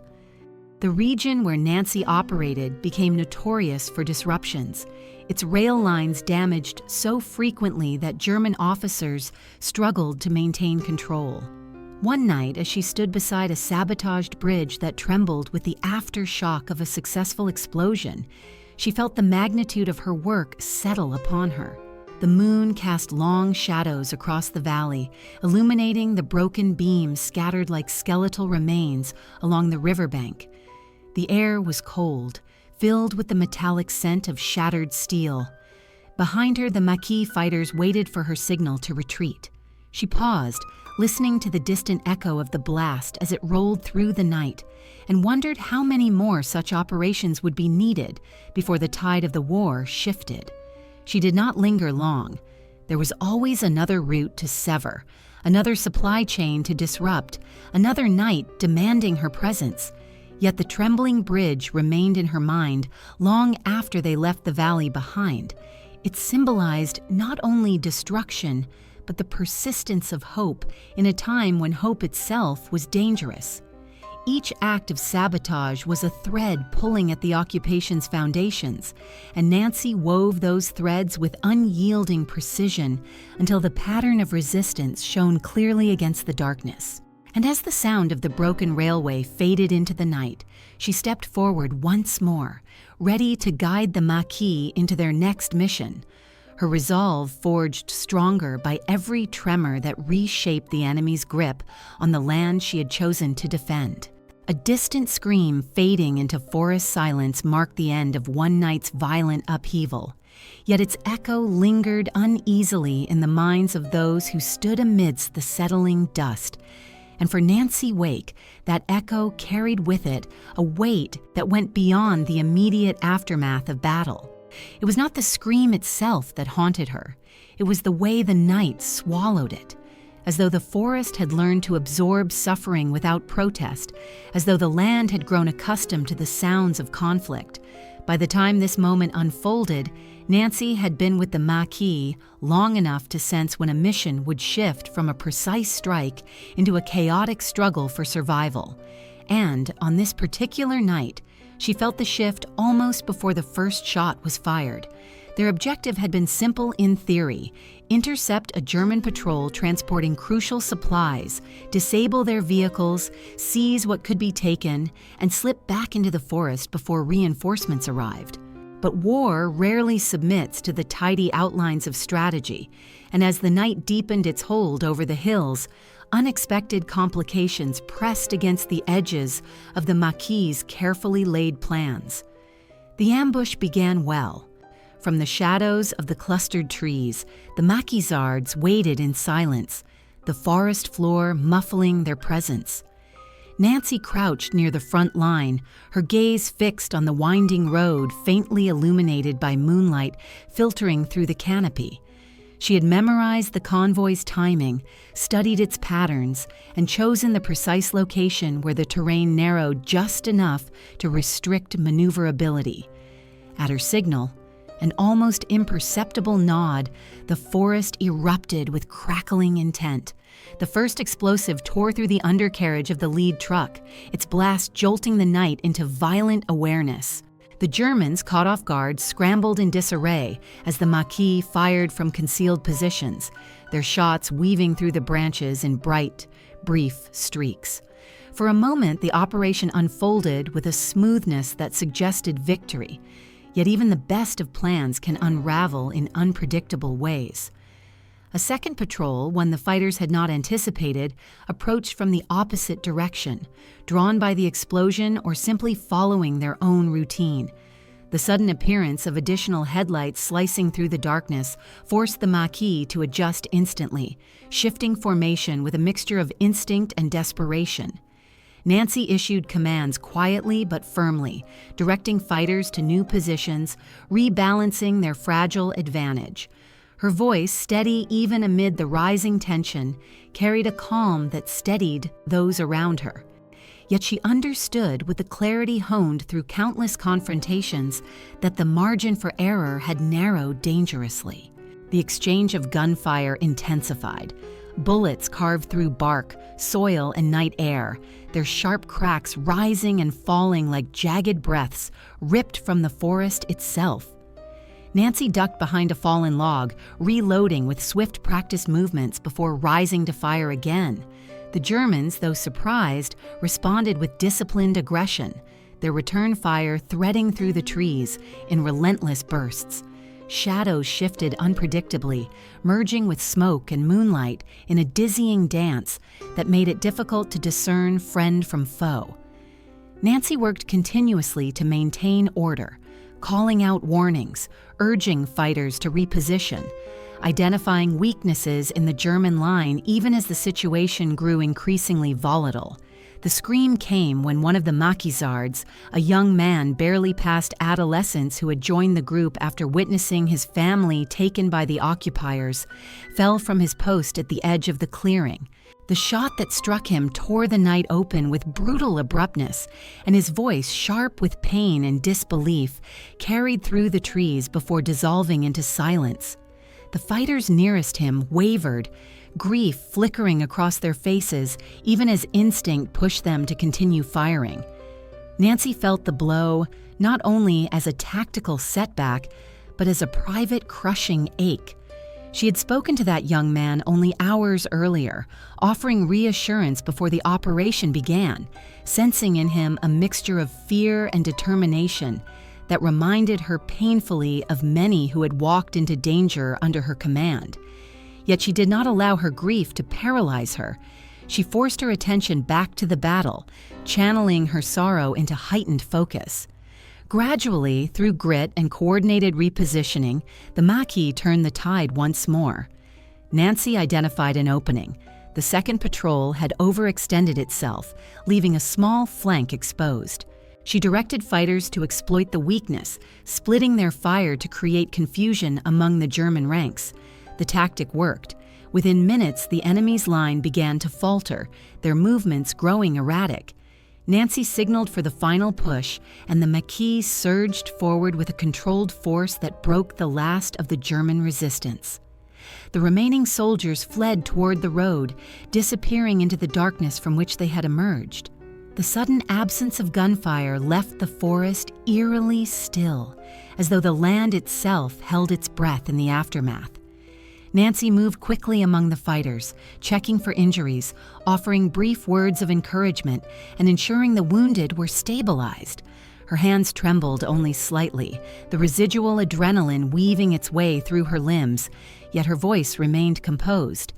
She approached the fallen young man last, kneeling beside him in the muted glow of a lantern one of the fighters carried. His face, pale beneath the smudges of dirt and gunpowder, bore the peaceful stillness that often follows violent departure. Nancy touched his hand gently, her expression unreadable but weighted with unspoken sorrow. She whispered something no one else heard before rising, her features settling into the firmly held calm of a leader who knows she must hold her emotions until morning, if at all. The Maquis gathered what supplies they could from the disabled trucks, moving with quiet efficiency. Some fighters cast lingering glances toward the spot where their comrade had fallen, but they followed Nancy's lead, understanding without needing explanation that lingering too long would invite further danger. They melted back into the forest, navigating through familiar paths marked only by instinct and memory. The night had returned to silence, save for the faint rustle of leaves in the shifting breeze. Yet the scream, its suddenness, its fading into the depths of the trees, remained carved into the minds of all who had heard it. As they reached their camp, exhaustion settled upon the fighters like a heavy cloak. Nancy remained awake longer than most, reviewing the night's events with the meticulous clarity that defined her leadership. She replayed each decision, each adjustment, noting what had succeeded and what needed refinement. Yet beneath the strategic assessment lay a deeper layer of reflection, one that surfaced each time she faced the reality of loss. She had grown accustomed to the rhythm of danger, but she had never grown numb to its consequences. Perhaps that was what distinguished her from those who faltered under the weight of war. She carried the losses with her, not as burdens that slowed her steps, but as reminders of why she continued stepping forward. Near dawn, as the first trace of light seeped across the horizon, Nancy finally allowed herself a moment to breathe slowly, deeply, letting the night's tension drain from her muscles. The forest around her shifted from shadow to vague silhouette, its outlines softening as the world transitioned from darkness to muted gray. The scream's echo seemed to fade slightly with the rising light, though she knew it would linger in memory far longer than the sun's first rays. War had taught her that even victory bore scars. And as the forest accepted the quiet dawn, Nancy stood ready for the next battle, knowing the night would once again rise, and with it, new risks, new choices, and new echoes waiting to be carried into silence. An unopened letter left on a table can become a wound far deeper than any inflicted in battle. And for Nancy Wake, the knowledge sealed within such a letter would come to define the darkest turning point of her life. Yet she would not learn of its contents until long after the war's thunder had faded. The years she spent fighting alongside the Maquis were a torrent of violence, exhaustion, resolve, and fleeting triumphs stitched together by her unyielding commitment to the liberation of France. She survived ambushes, cold nights in the forest, relentless pursuit by the Gestapo, and the heavy toll of watching comrades fall. Yet throughout all of this, she held on to the quiet anchor of her husband, Henri Fiocca, believing with every breath that when the war finally loosened its grip on the world, she would return to him and resume the life they had been forced to set aside. It was a hope she carried silently, like a small flame protected from the wind. And it was this hope that made the truth, when it came, cut so devastatingly deep. When the war ended, its conclusion arrived not as a moment of rejoicing for Nancy, but as a strange, numb silence. After years of operating at the edge of endurance, she found herself unmoored, suspended between exhaustion and a dawning awareness that the world she served had been irreversibly altered. Her first thought, once the immediate tasks of demobilization were complete, was to return to Marseille and find Henri. She imagined the reunion in fleeting glimpses, the warmth of his smile, the familiar cadence of his voice, the comfort of his presence after years of separation and danger. She held on to that image as she traveled back into France, her mind weaving tentative plans for a future that felt both fragile and luminous. But Marseille greeted her not with reunion, but with questions. The city, though liberated, bore scars of occupation, shuttered shops, bombed-out buildings, faces lined with the weariness of survival. Neighbors recognized her instantly, though their expressions flickered with something she could not quite decipher. They asked where she had been, marveled at her return, and spoke in murmurs of the rumors surrounding her wartime activity. Yet when she asked about Henri, something shuddered in their expressions. Some hesitated, others looked down. A few murmured that she must speak with a certain friend of Henry's, or a local contact, or an official who had remained in the city through the darkest days. No one answered her directly, and the silence surrounding her questions pressed against her like an encroaching fog. She followed the threads of inquiry, heart tightening with each evasive response, until finally someone, unable to bear the weight of further delay, told her the truth in a quiet, trembling voice. Henri had been arrested by the Gestapo shortly after her escape into Spain. He had refused to divulge information about her or her allies, had endured torture without breaking, and had ultimately been executed. The news struck her with a force beyond anything she had faced in battle. For a moment, the world around her seemed to tilt, the ground shifting beneath her feet. She had known loss, had stared death in the face more times than she could count, but nothing had prepared her for this. Henri had been her refuge, her partner, the quiet certainty in a world consumed by uncertainty. And she had held on to the belief that he was alive, waiting, enduring the war with the same determination that fueled her own struggle. To learn that he had died years earlier, without her knowing, without farewell, without even the faint comfort of her presence in his final moments. This was a wound no amount of courage could shield her from. They showed her the house. Dust lay thick on the furniture. The shutters had been closed long enough to fade the colors of the rooms, and a stillness hung in the air as though holding its breath since the day he was taken. On a small table, she saw it, the unopened letter, her name written in his familiar handwriting, the ink slightly smudged as though written in haste or with trembling hands. She did not open it, not then. Perhaps she feared the finality that awaited within its pages, or perhaps she sensed that reading his words would shatter whatever fragile composure remained in her. Instead, she placed her hand gently on the envelope, feeling the ridges of the writing beneath her fingertips, letting the reality of his absence settle in silent, devastating truth. The grief that followed did not resemble the raw agony she had witnessed in others throughout the war. It arrived instead as a deep, hollow ache, quiet, consuming, stretching through every fiber of her being. Nancy had learned to survive by compartmentalizing danger, pushing fear aside in order to act. But grief was not something she could outrun, nor something she could outwit. It seeped into her daily movements, lingered in the stillness between breaths, and cast shadows across even the simplest tasks. She withdrew from others, not out of coldness, but because the weight of her sorrow made conversation feel unbearable.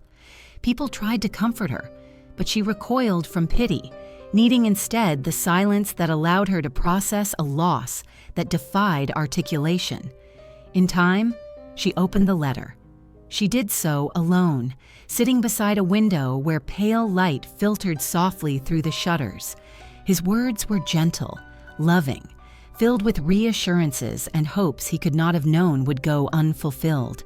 He wrote of pride in her courage, of his certainty that she would survive whatever trials awaited her, of the belief that they would be reunited once the war had passed. Reading those words tore open the wound in a fresh, almost unbearable way.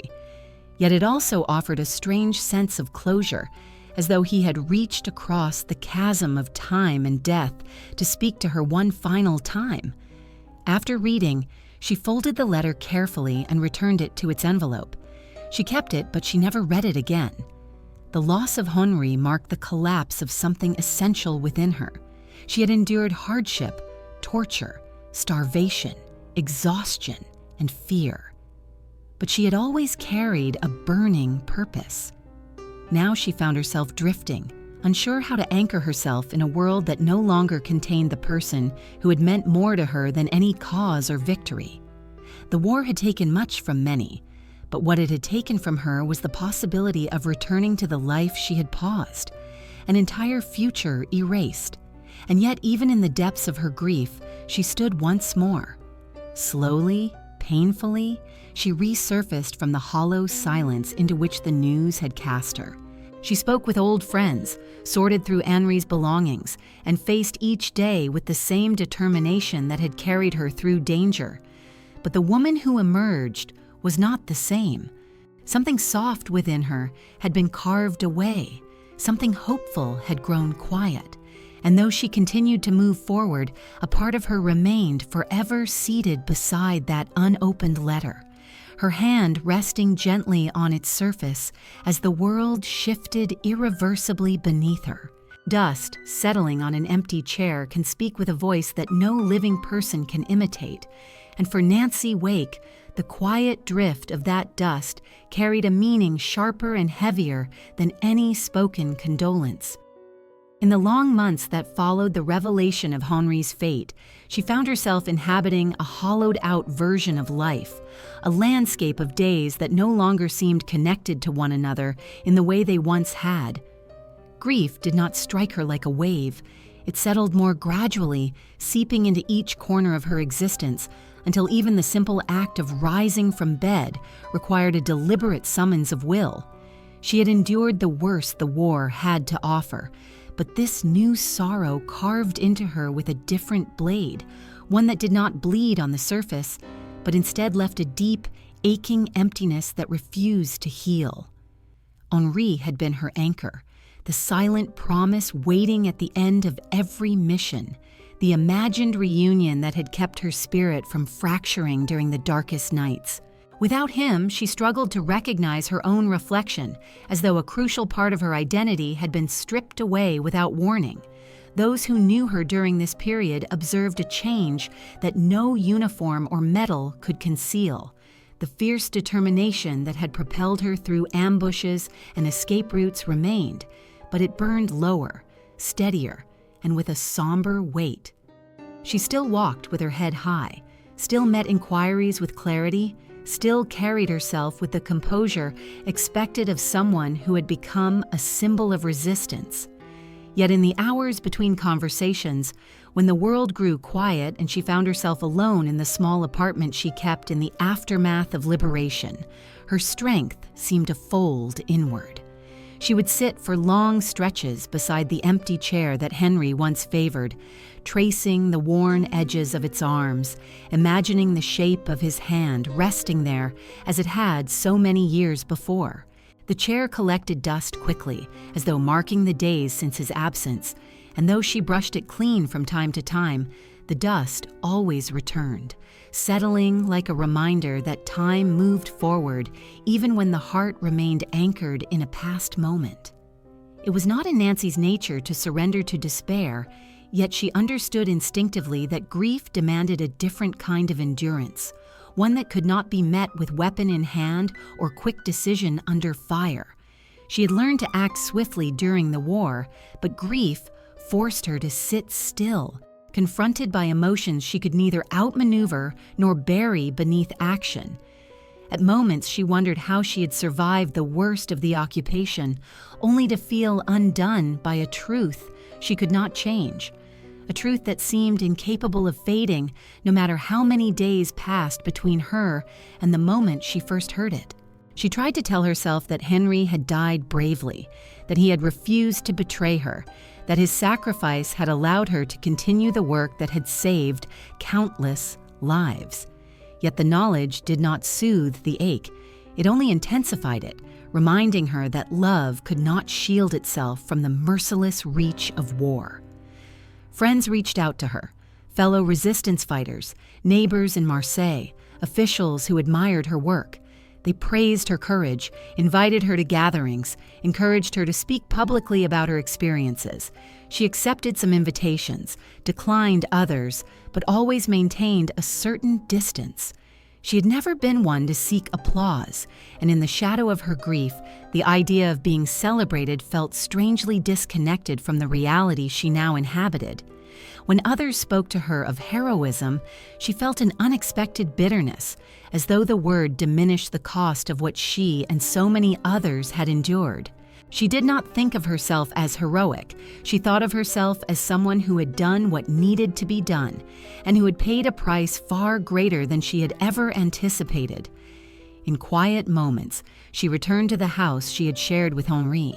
The shutters creaked. The floors bore the faint smell of dust and old wood, and the air seemed to hold its breath as she moved through rooms that had once pulsed with life.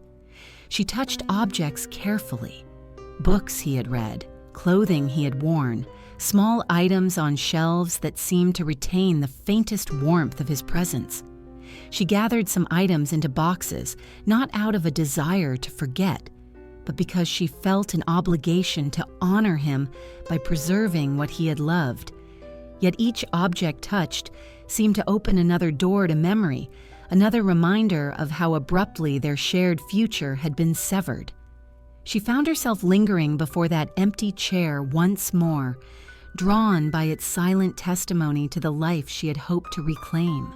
Dust settled again on its surface, quiet and persistent, and she let it remain a while, as though acknowledging that some absences could not be tidied away. Her grief took on different shapes at different times. There were days when she felt restless, pacing through rooms as though searching for something she had misplaced. There were nights when she sat by the window, watching the city lights flicker in the distance, feeling as though she existed apart from the world she once fought to protect. And there were rare moments when tears came, not in torrents, but in slow, solitary tracks down her cheeks. She did not weep often. The war had hardened her in ways that made such release difficult. But when she did, the tears seemed to carry a sorrow far deeper than the moment itself, as though each one contained the echo of all the years she had fought, lost, endured, and hoped. Yet even in the depths of her mourning, a quiet resilience stirred within her. Nancy had never been a person who allowed pain to define her, and though grief pressed heavily upon her, it did not extinguish her capacity for forward motion. She began, slowly, to consider what her life might look like without Henri, not as a reimagining of the future they once planned, but as a path forged in the wake of irrevocable loss. She wrote letters to officials seeking recognition for Henri's sacrifice, determined that his courage would not be forgotten. She visited other resistance families, offering solace where she could, sharing stories of their shared struggles. She walked through Marseille's narrow streets, reacquainting herself with a city that had survived its own pain. And though she never fully shed the weight of her sorrow, she learned to carry it with a quiet dignity that reflected the depth of her love.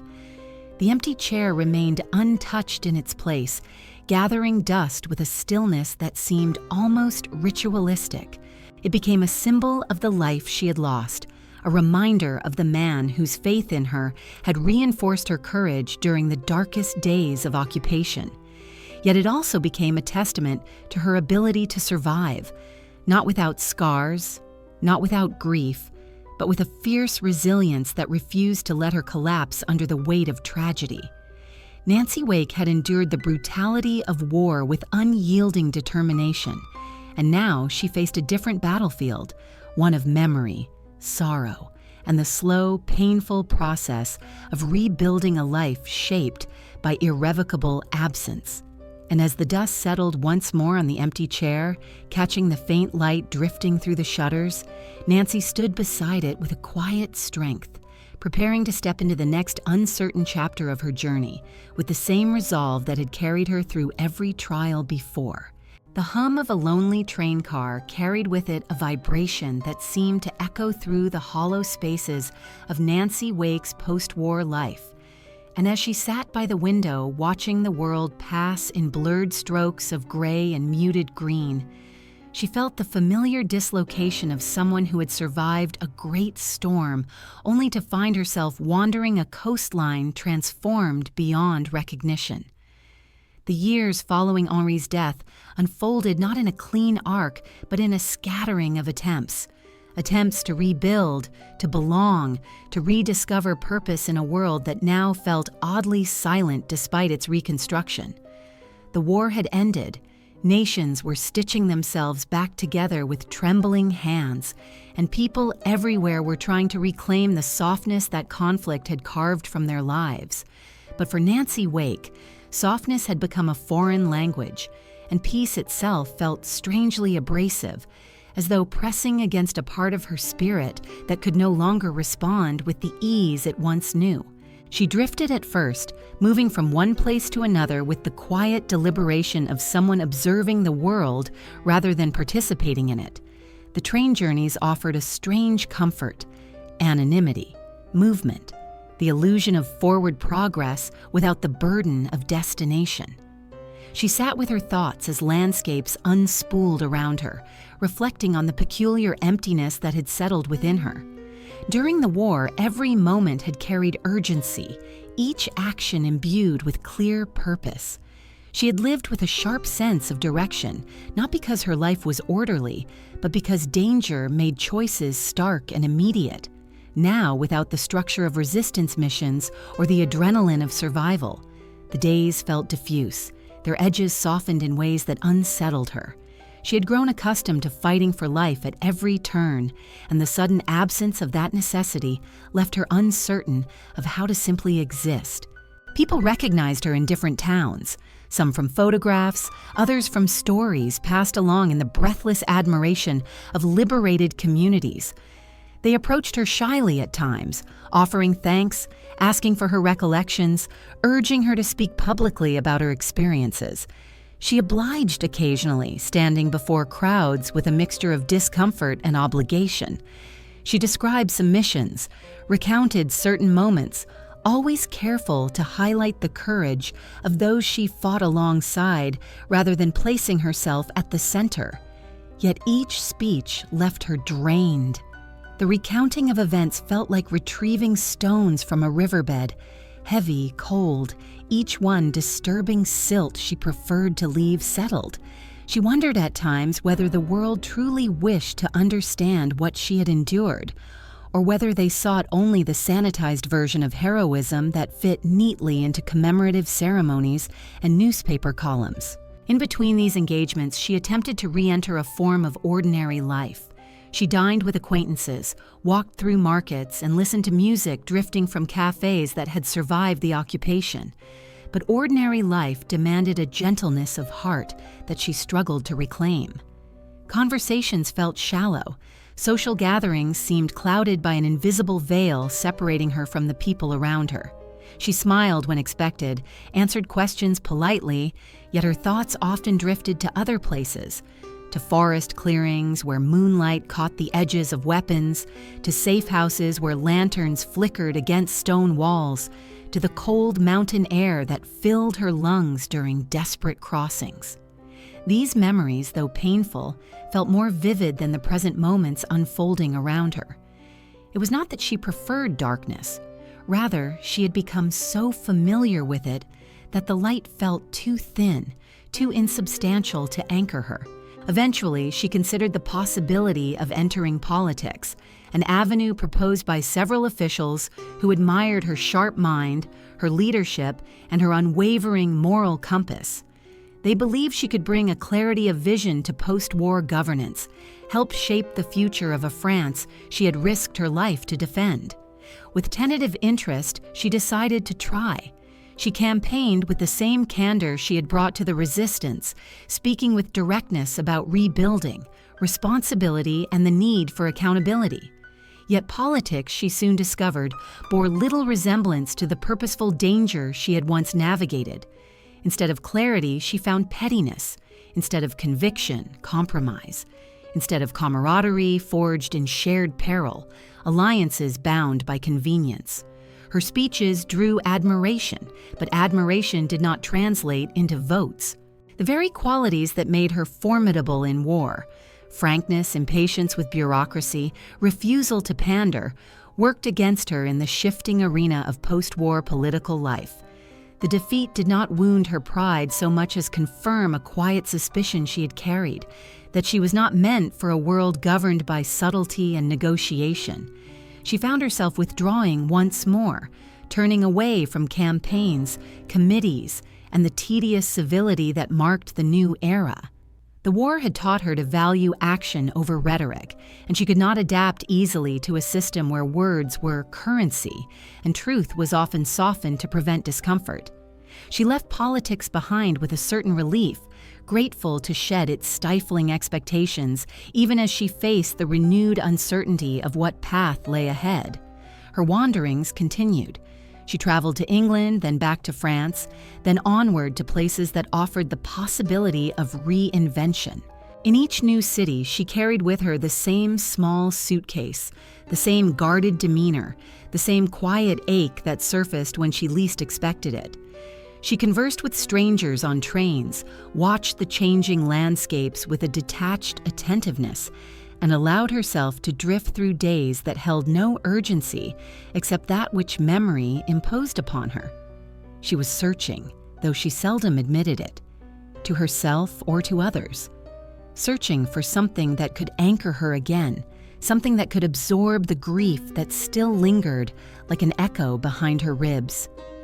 There were moments when she found brief glimpses of peace, a conversation with a fellow traveler who spoke honestly about his own losses, a night spent in a small inn overlooking a river, where she watched the water reflect a pale moon, its gentle currents soothing in their steady passage, a letter from an old comrade that arrived unexpectedly, filled with news of marriages, children, and small joys reclaiming their lives.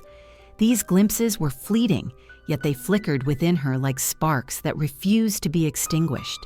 Despite her drifting, she never became lost. Beneath her sorrow, a quiet resilience remained, a thread woven through her spirit long before the war had tested it. She did not collapse beneath the weight of her grief, though she carried it daily. She did not abandon the world, though she often stood at its edges, observing rather than engaging. She moved forward step by deliberate step, even when forward seemed to offer no clear promise. And always the hum of the lonely train car returned. In its vibration, she found a strange companionship, a reminder that movement itself could be a kind of healing, that life continued to stretch ahead even when the heart lingered in old rooms where dust settled on empty chairs. She did not yet know where the next chapter would lead, but she knew she was still capable of stepping into it, whatever shape it might take. And as the train carried her into another stretch of uncertain horizon, she watched the reflections flicker in the darkened window, the hum beneath her feet steady and low, marking the slow emergence of a woman learning, reluctantly, quietly, to live again. An archived folder left half open, its papers slightly askew as though disturbed by an unseen hand, carries a peculiar tension, one that hints at truths partially buried, partially revealed. And it is within such half-lit spaces that the more controversial threads of Nancy Wake's legacy quietly reside. History, so often eager to craft clean narratives around figures of courage, found itself confronted with a woman whose life resisted simplification. For while Nancy's wartime heroism remains unquestioned, the years that followed, and even some events within the resistance itself, became tangled in contradictions, disputed accounts, and unanswered questions that historians, comrades, and critics continued to examine long after the war had ended. In the wake of her public recognition, honors, and retellings, a quieter conversation persisted. What did history fail to capture about Nancy Wake, and what truths slipped through the cracks of official records and polished tributes?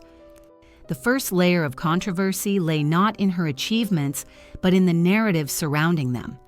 In the decades following the war, numerous books, interviews, and articles attempted to recount her actions, yet the details often diverged. Some accounts credited her with specific operations that other resistance groups claimed as their own. Some minimized her role in leadership, framing her instead as a courier or auxiliary figure, interpretations she rejected with her characteristic bluntness. Others inflated her reputation, turning her into a near-mythic warrior capable of feats no single person could realistically perform.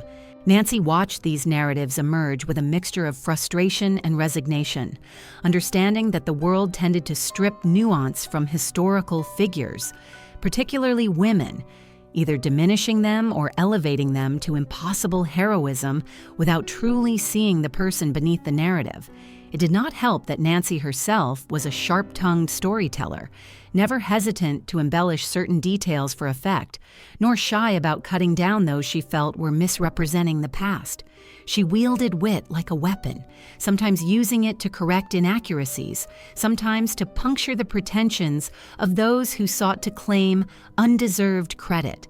This candor endeared her to many, but it also earned her quiet enemies who later contested her versions of events. In an era when official archives often recorded only a fraction of clandestine operations, and when memories, distorted by trauma or time, served as the primary source for countless retellings, such discrepancies were inevitable. Yet the debates around her legacy raised broader questions. Who gets to decide the truth of history, and how does one reconcile conflicting accounts when the very nature of resistance required secrecy and improvisation? Another point of contention emerged from her strained relationships with certain resistance leaders. Though many Maquisards revered her, not all operated with the same unity or coordination. Some commanders resented the arrival of an SOE-trained agent, particularly a woman who possessed not only strategic authority but also the backing of British intelligence. Tensions arose over supplies, chain of command, and decision-making. Nancy, never one to temper her opinions, clashed openly with those she deemed incompetent or self-serving. These clashes left marks on her reputation, particularly in French circles where pride, hierarchy, and regional loyalties shaped the fragile cohesion of the resistance. In the aftermath of the war, a few detractors attempted to diminish her contributions, claiming she exaggerated her influence or overstepped her role. Others defended her fiercely, pointing to her actions during critical moments when hesitation would have meant death for many.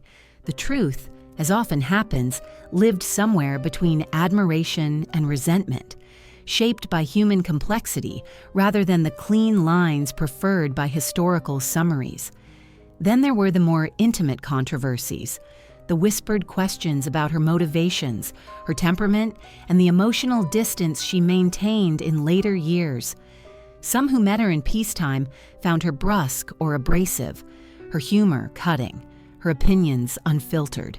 Others saw a woman carrying grief like a concealed wound, unwilling to soften her edges for those who wished to fit her into a comfortable narrative. She had lived through experiences that demanded ferocity, and perhaps she never fully shed the armor she had built around herself. Critics, lacking the context of her losses, attributed her demeanor to arrogance. Admirers, recognizing the shadows she carried, saw instead a woman who had survived more than most could fathom. Yet even these interpretations revealed more about the observers than about Nancy herself, whose contradictions defied easy categorization. There was also the matter of recognition, or more accurately, the unevenness of it. While Britain honored her with medals and praise, her relationship with France remained complicated. Some French officials delayed acknowledging her contributions, either due to bureaucratic oversight or lingering resentment from wartime disagreements. She herself bristled at what she perceived as neglect, once remarking with characteristic bluntness that France had taken far too long to recognize her sacrifice. When she finally received French honors, she accepted them with grace, but the bitterness remained, like a bruise beneath the skin. This tension bled into the public perception of her legacy, sparking debates about national pride, gender bias, and the uneven ways countries remember their heroes. Even the details of her missions were subject to dispute. Reports varied regarding the number of bridges she helped destroy, the number of men she led, the number of escapes she facilitated. These variations did not diminish the courage or impact of her contributions, yet they provided fodder for those who sought to question her accuracy or her humility. Nancy responded to such critiques with a mixture of indifference and irritation, reminding interviewers that during war, one did not stop to tally achievements or cross-check accounts. She often stated that her only priority had been to do what needed to be done, not to record it for posterity. Yet the fact remained that her legacy, like many forged in the fog of war, would never fully align with any single version of events. The archival folder left half open, an image symbolizing these unresolved tensions, contains not only conflicting documents, but the awareness that history, by its very nature, remains incomplete. No narrative, no matter how carefully constructed, can encompass the totality of a life lived in the shadows, in the forests, in the crossroads of danger and duty. And perhaps that is the heart of the controversy, that Nancy Wake existed in spaces where truth and secrecy intertwined, where survival demanded both clarity and ambiguity, where memory served as both a shield and a labyrinth. As she aged, Nancy seemed to regard these disputes with a certain detachment. She knew who she had been, what she had done, what she had lost. No argument could alter the nights she spent in the dark forests of France or the faces of comrades she could never forget. The open folder with its scattered pages and incomplete records remained a fitting metaphor for her life, a life that refused to be flattened into a single version of truth. And as she closed it gently, whether in memory or metaphor, she seemed to acknowledge that some truths survive not through documentation, but through the quiet endurance of those who lived them. A medal lying tarnished in a drawer speaks not of forgotten glory, but of the slow erosion of recognition in a world that moves onward, often leaving its fiercest defenders standing in the quiet shadows of their own accomplishments. For Nancy Wake, the years that followed her attempts at rebuilding and recollection unfolded not as a gentle settling of the past, but as a complicated mixture of resilience, displacement, and an increasingly sharp awareness that the world had little room for those fashioned by war. She had been forged in conflict, tempered by danger, and propelled by duty. Yet peace, ordinary, unremarkable peace, proved to be an environment in which she could rarely feel at home. It was not that she rejected calm, it was that calm had not been designed for someone who had navigated the razor's edge of survival for so long. The cost of outliving war, she found, often manifested in ways subtler and more persistent than any wound inflicted on the battlefield. She attempted, with varying degrees of determination, to find a place within peacetime society. For a while, she sought work in diplomatic circles, leveraging her fluency in languages and her experience navigating high-pressure environments. Yet diplomacy required patience with bureaucracy, an acceptance of formal constraints, and a willingness to soften directness, qualities that did not come easily to her. She found herself irritated by sluggish processes, by the cautious politeness that masked indecision, by the quiet hierarchies that demanded deference rather than competence. Her colleagues respected her intelligence, but often found her impossible to categorize. Too outspoken for diplomatic roles, too independent for rigid offices, too unpredictable for environments built on subtlety. She drifted from one position to another, not out of instability, but because none of them allowed her to breathe freely. Her remarriage, years after the war, offered a brief promise of companionship. She wed an RAF officer, a man who understood at least some fraction of what she carried within her. And for a time, she lived in his homeland, attempting to settle into a life shaped less by surviving and more by existing. Yet the relationship, though steady, did not anchor her in the way her life with Henri once had. Loss had carved a depth within her that no new bond could fully bridge. And though she cared for her second husband, she remained partially removed from him, as though a thin wall of memory stood perpetually between her past and present. When he died, she mourned with sincerity, yet she did not collapse. She simply continued, carrying the layered grief with the quiet endurance that had become her habitual posture.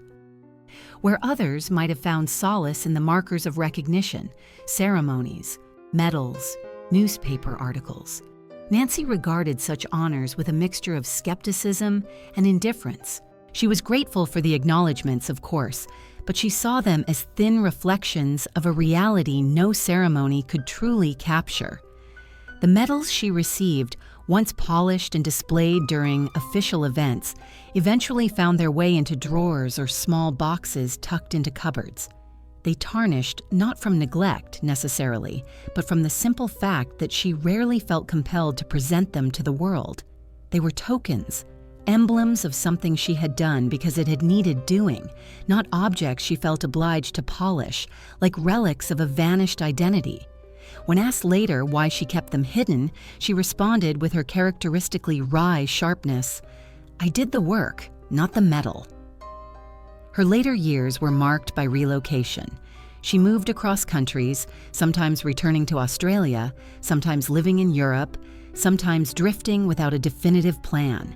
Her restlessness was misunderstood by some who assumed it reflected dissatisfaction, but its origins were more complex. She had spent so many years moving in order to survive, crossing borders, navigating safe houses, leading missions in the dead of night. That motion itself had become a form of comfort, a rhythm that quieted the parts of her mind still attuned to danger. Stillness reminded her too much of waiting for news that might break her. Movement, even without purpose, provided a sense of direction, however faint. Yet amid the drifting, she also experienced moments of profound disillusionment. She watched with growing disappointment as politicians invoked the war for their own agendas, as public memory commodified resistance into stories polished for mass consumption. She saw the nuances flatten, the contradictions erased, the failures ignored, and the complexities softened. She heard her own name invoked in ways that felt strangely detached from the person she was, sometimes celebrated with exaggeration, other times minimized to fit a narrative that preferred men at the center of action. She remarked more than once with dry bitterness that war stories were often told by those who had not been there. This dissatisfaction extended at times to her own legacy. She knew that she had saved lives, led men in combat, facilitated dangerous operations, endured torture, and outwitted enemies who had dedicated entire divisions to hunting her. Yet she also knew that memory was fragile and easily shaped by those who recorded it. She became increasingly aware of the gap between her lived experience and the way others perceived it. Some saw her as a legend, a symbol of courage. Others dismissed or misunderstood her, seeing only a difficult personality rather than a survivor carved by years of fear and fight. The world, she realized, struggled to hold space for the complexity of wartime identity, especially when embodied by a woman. As the decades passed, loneliness crept slowly into her days, not as a dramatic force, but as a quiet, uninvited guest. Friends died, comrades dispersed, and the world she had once fought to protect became a place she recognized less with each passing year. She found companionship at times, neighbors, acquaintances, people who admired her story, but none filled the void left by the men and women she had once fought alongside, nor the loss of Henri, whose absence remained a silent companion even in her later marriages. She rarely spoke of him in detail, yet those who knew her sensed that he lived in the background of her thoughts, a presence she could not replace and did not wish to. Her final years in London revealed the quiet erosion of independence that often accompanies aging. She lived modestly, at times struggling financially despite her historic contributions. A fall or illness would leave her temporarily dependent on the kindness of acquaintances or the assistance of local agencies. She faced these challenges with stubborn pride, refusing to frame herself as fragile even when her body began to betray the strength she had long relied upon. And yet, behind her sharp retorts and self-reliance, there lingered a subtle sorrow, a recognition that the world she had given so much to no longer had room for the fierce woman she had once been. But amid these shadows, her spirit remained intact. Even in her 80s and 90s, she possessed the fiery wit that had endeared her to some and startled others. She spoke freely, unfiltered, unsoftened by expectation. She rejected self-pity with scorn. And when asked if she regretted her wartime decisions, she answered with emphatic certainty, "I'd do it all again." The tarnished medal in the drawer remained a fitting symbol of this period of her life, not forgotten, but unpolished, not displayed, but deeply earned, not shining brightly for others, but carried quietly for herself. It marked the complex truth that heroism, once lived, does not guarantee ease in the years that follow. It does not erase grief, loneliness, or the slow unraveling of recognition. But it does endure, even when hidden from view, even when dulled by time, even when lying quietly in a drawer waiting to be remembered. And as the medal rested there, cool and darkened, it reflected the steady resilience of a woman who had weathered both war and the long, isolating peace that followed, each demanding its own form of courage, each shaping her into someone the world would never fully understand, yet could never truly forget. A curtain swaying in a quiet room carries with it the smallest suggestion of movement in an otherwise still world. And in the later years of Nancy Wake's life, such small motions became the markers of days that unfolded with a gentleness she had never sought, yet gradually, almost reluctantly, accepted. By the time she entered her final decades, the ferocity that had once defined her existence had softened into something more subdued, not extinguished, but stored deep within, like embers that still glowed beneath layers of ash. She had traveled widely after the war, lived in several countries, drifted among cities and the memories they stirred, but age gradually anchored her in ways that youth had never allowed. The world had changed around her more than once, its shifting landscapes leaving her feeling increasingly out of step, as though she inhabited a time that no longer existed except in her recollection. And yet within that quiet disconnect, she found a measure of calm that had eluded her for many years. London became, for a time, her final harbor. It was in this city, dense, ancient, and restless in its own peculiar rhythm, that she found a modest apartment in a retirement home. The building was unremarkable in appearance, its halls filled with the slow shuffle of aging residents and the soft murmur of caretakers moving from room to room. But for Nancy, it represented a kind of simplicity she had long resisted but now tolerated. The room assigned to her was small but sufficient, with a narrow bed, a window overlooking a courtyard, and a thin curtain that swayed gently whenever a draft slipped through its edges. She kept few belongings, some clothes, a handful of photographs, a few books, and of course the tarnished medals she rarely acknowledged. She did not require much.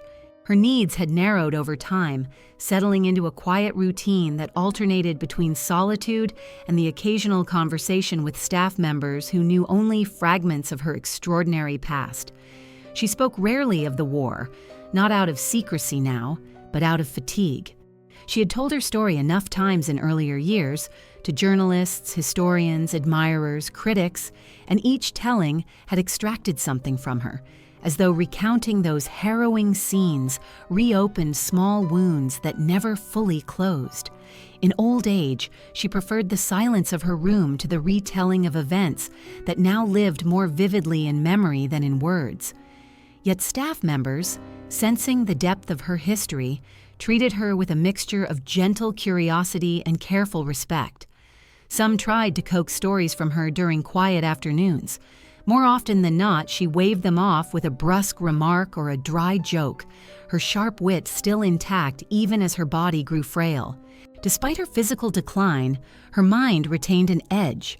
She read newspapers, keeping an eye on politics with the same scrutiny she had once applied to enemy patrols. She commented freely, sometimes sharply, on government decisions, international conflicts, and social issues. Caretakers learned quickly that she did not appreciate condescension. She insisted on walking unaided for as long as her legs allowed, refused help she deemed unnecessary, and maintained an independent streak that defied her age.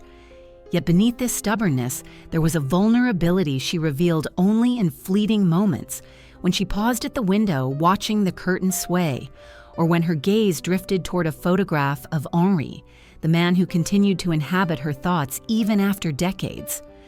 Loneliness settled into her life not as a crushing force, but as a quiet, constant companion.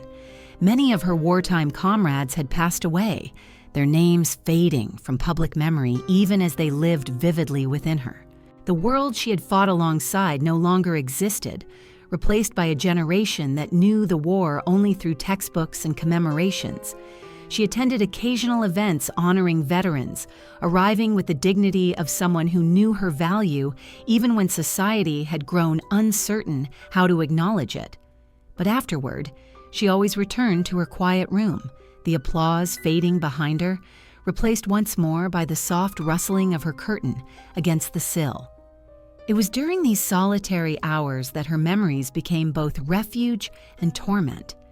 She remembered the laughter of the Maquis around dimly lit fires, the rhythmic thumping of her bicycle wheels on dirt roads during desperate missions, the feel of cold steel in her hands as she prepared for ambushes, the scent of pine forests that had sheltered her from enemy patrols. She also remembered the losses, the young fighters whose names she never forgot, the civilians caught in the crossfire, the nights when exhaustion pressed on her like a weight she feared she could not lift. And above all, she remembered Henri, his smile, his voice, the life they might have built had history been kinder. Even in her 90s, she spoke to him sometimes, not aloud, but inwardly, in the quiet places of her heart, where memory and longing intertwined. Her health deteriorated slowly, as aging often dictates. She experienced falls, moments of dizziness, brief hospital stays. Each incident chipped away at her independence, yet she resisted the growing frailty with a stubborn will that surprised even herself. She said often, with dry humor, that she had survived the Gestapo and the war only to be undone by a slippery floor or a misplaced rug. The caretakers laughed politely, though they understood the deeper truth behind her words. She had lived too fiercely to accept decline without protest, and yet decline came. The once unstoppable energy that had carried her across continents, through battles, and into the heart of danger gradually dissipated, leaving behind a smaller stillness, a quieter presence. She rarely left the retirement home.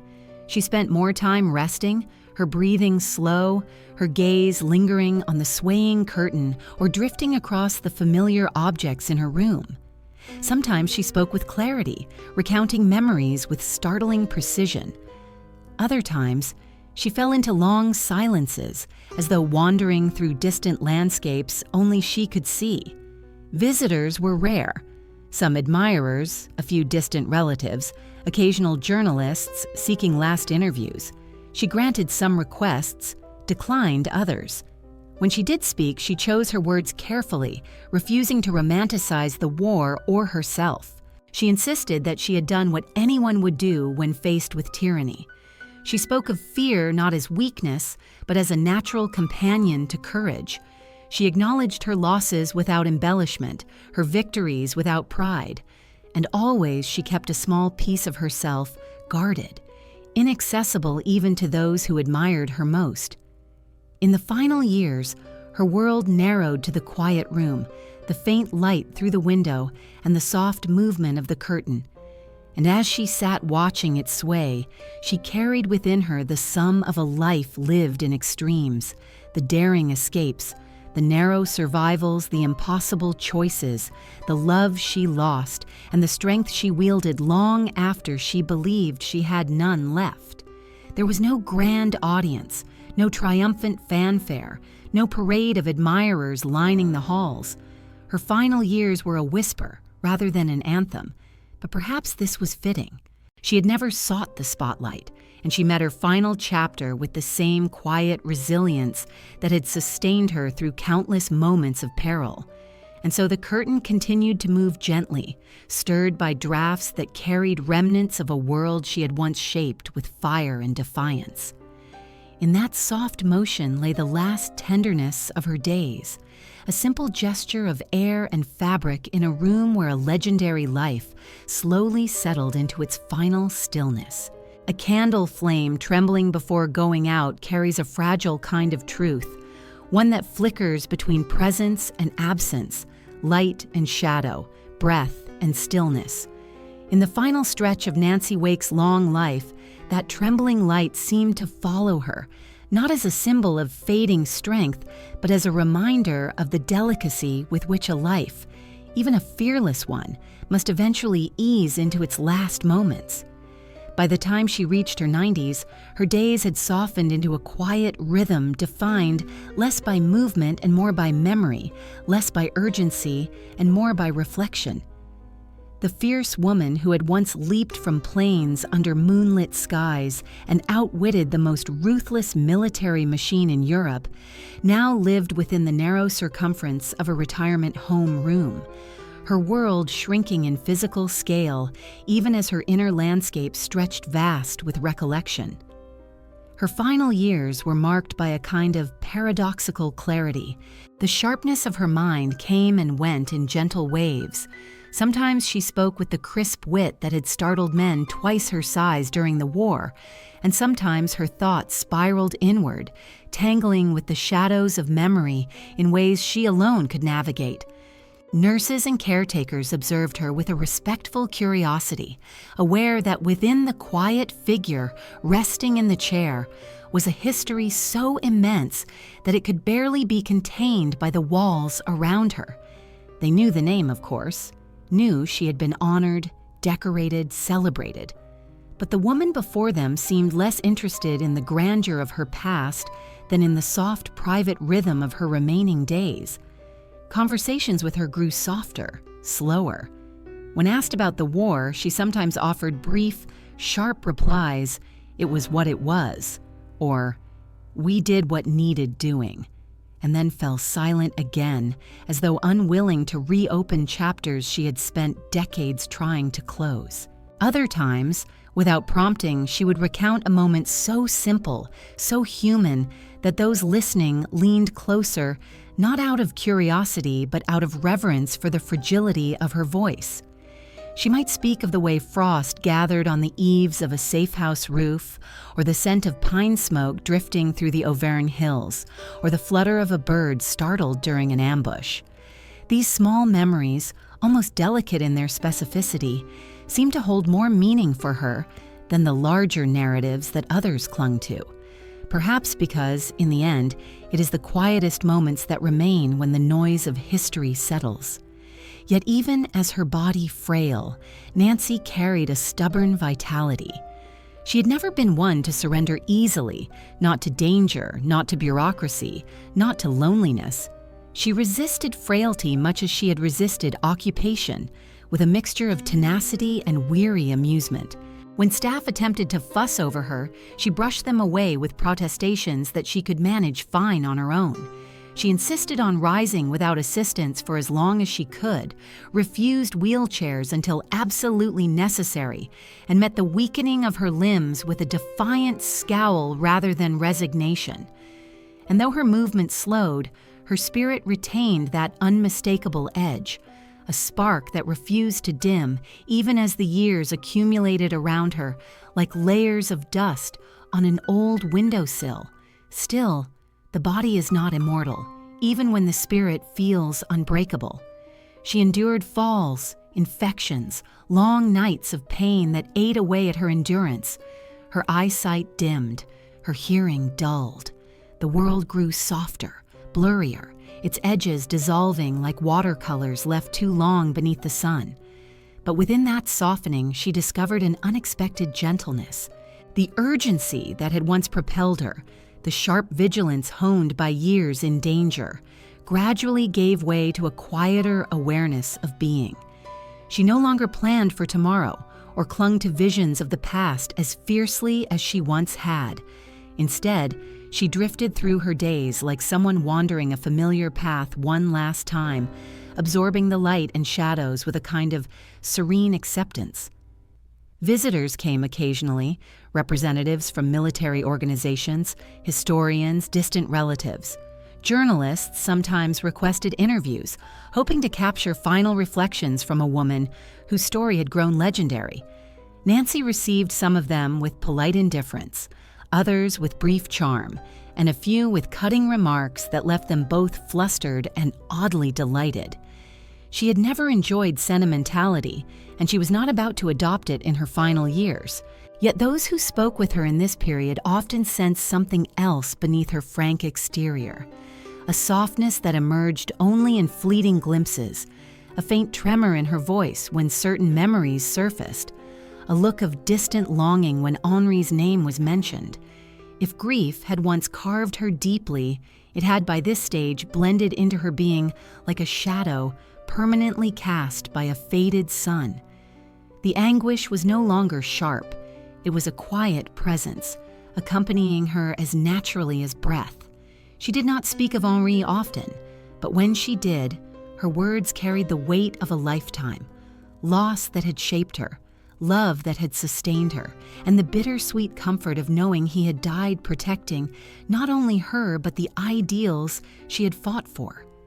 In her final days, it was said that she spoke his name more frequently, sometimes in whispers too soft for others to decipher, as though reaching across a distance that no longer felt so vast. Her death, when it came, arrived gently. There was no dramatic decline, no final outburst, no prolonged suffering. It was as though she simply grew tired of carrying the immense weight of her years and chose, at last, to let it rest. Nurses found her one morning lying peacefully, her hands folded lightly, her expression calm. The curtain in her room swayed faintly, catching the early light, and the candle on her bedside table, lit the night before during a brief moment of nostalgia, had melted into a soft well of wax, its flame extinguished sometime in the quiet hours before dawn. The news traveled quickly. Obituaries appeared in newspapers across continents, recounting her wartime bravery, the legends surrounding the White Mouse, the decorations she had received.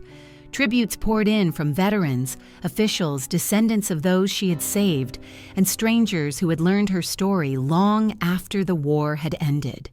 She was honored with military ceremonies, remembered in speeches, praised in publications.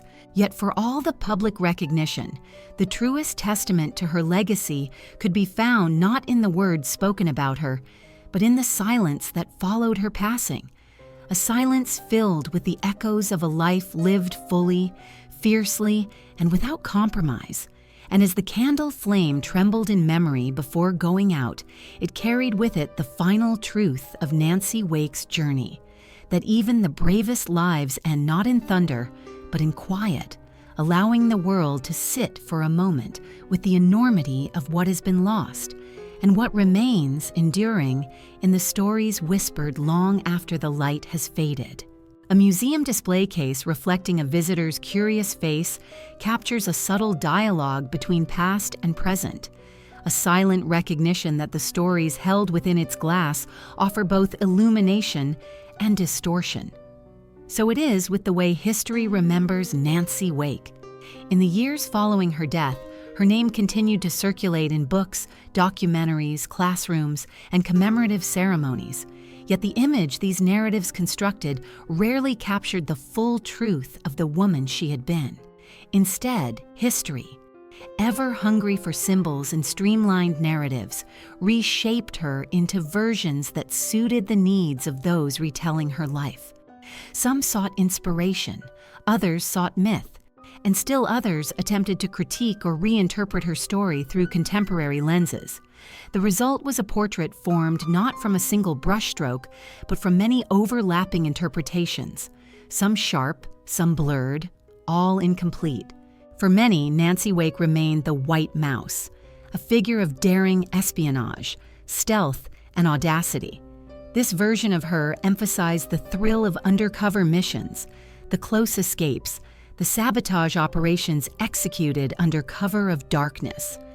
Children learning about World War II encountered her as a heroine whose cunning outwitted the formidable Gestapo, a woman who could cycle hundreds of kilometers through dangerous territory, who led resistance fighters in battle, who carried coded messages beneath a calm facade. This simplified narrative served its purpose. It offered a model of courage, a reminder that ordinary individuals could rise to extraordinary action in times of crisis. But it also trimmed away the complexities, flattening Nancy into a symbol rather than a person. Others memorialized her as a feminist icon, a trailblazer who shattered expectations in a world dominated by men. And indeed, there is truth in this. Nancy defied every stereotype placed upon her, outperformed male counterparts in training, asserted authority in the heart of the Maquis, and survived ordeals that would have broken even the strongest among her comrades. But the application of modern labels to her life sometimes obscured the deeper texture of her character.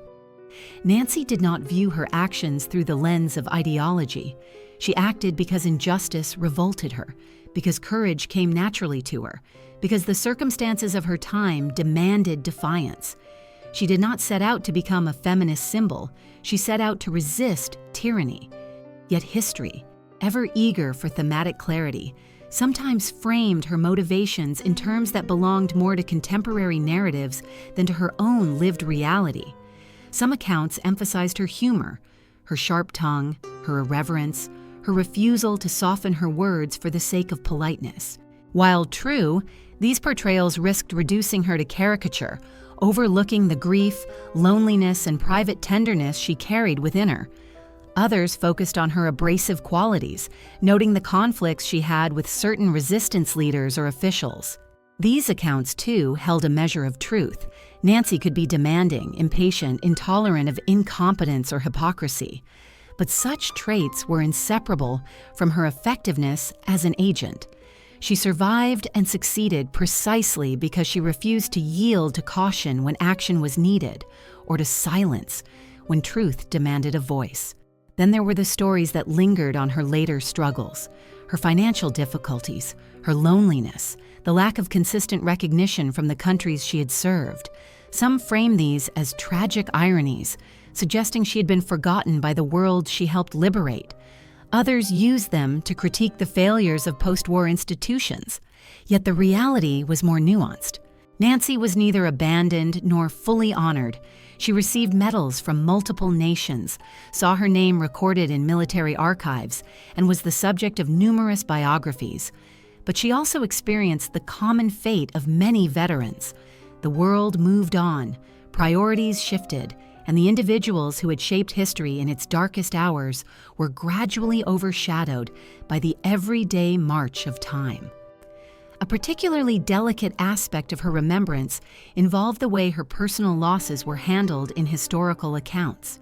Some softened the tragedy of Henri's death, framing it as a noble sacrifice without acknowledging the profound devastation it wrought within her. Others highlighted it excessively, using it as a narrative pivot that overshadowed the breadth of her life. The truth, however, was that Henri's death shaped her deeply yet quietly. It did not define her entire existence, but it carved a wound she carried with her, hidden beneath the surface of her formidable exterior.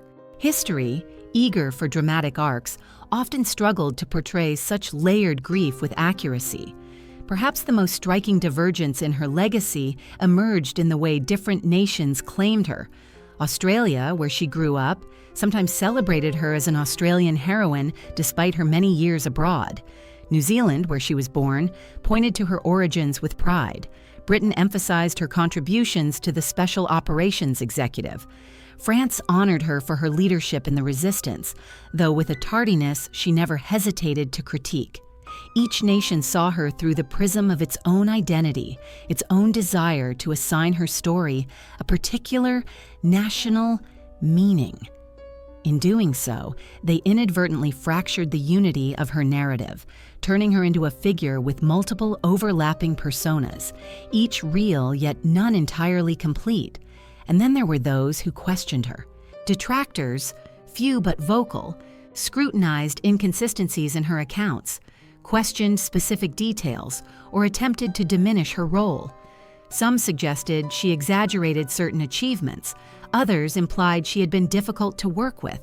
Nancy herself addressed such critiques bluntly, insisting that war was not a matter of tidy records or perfect recollections.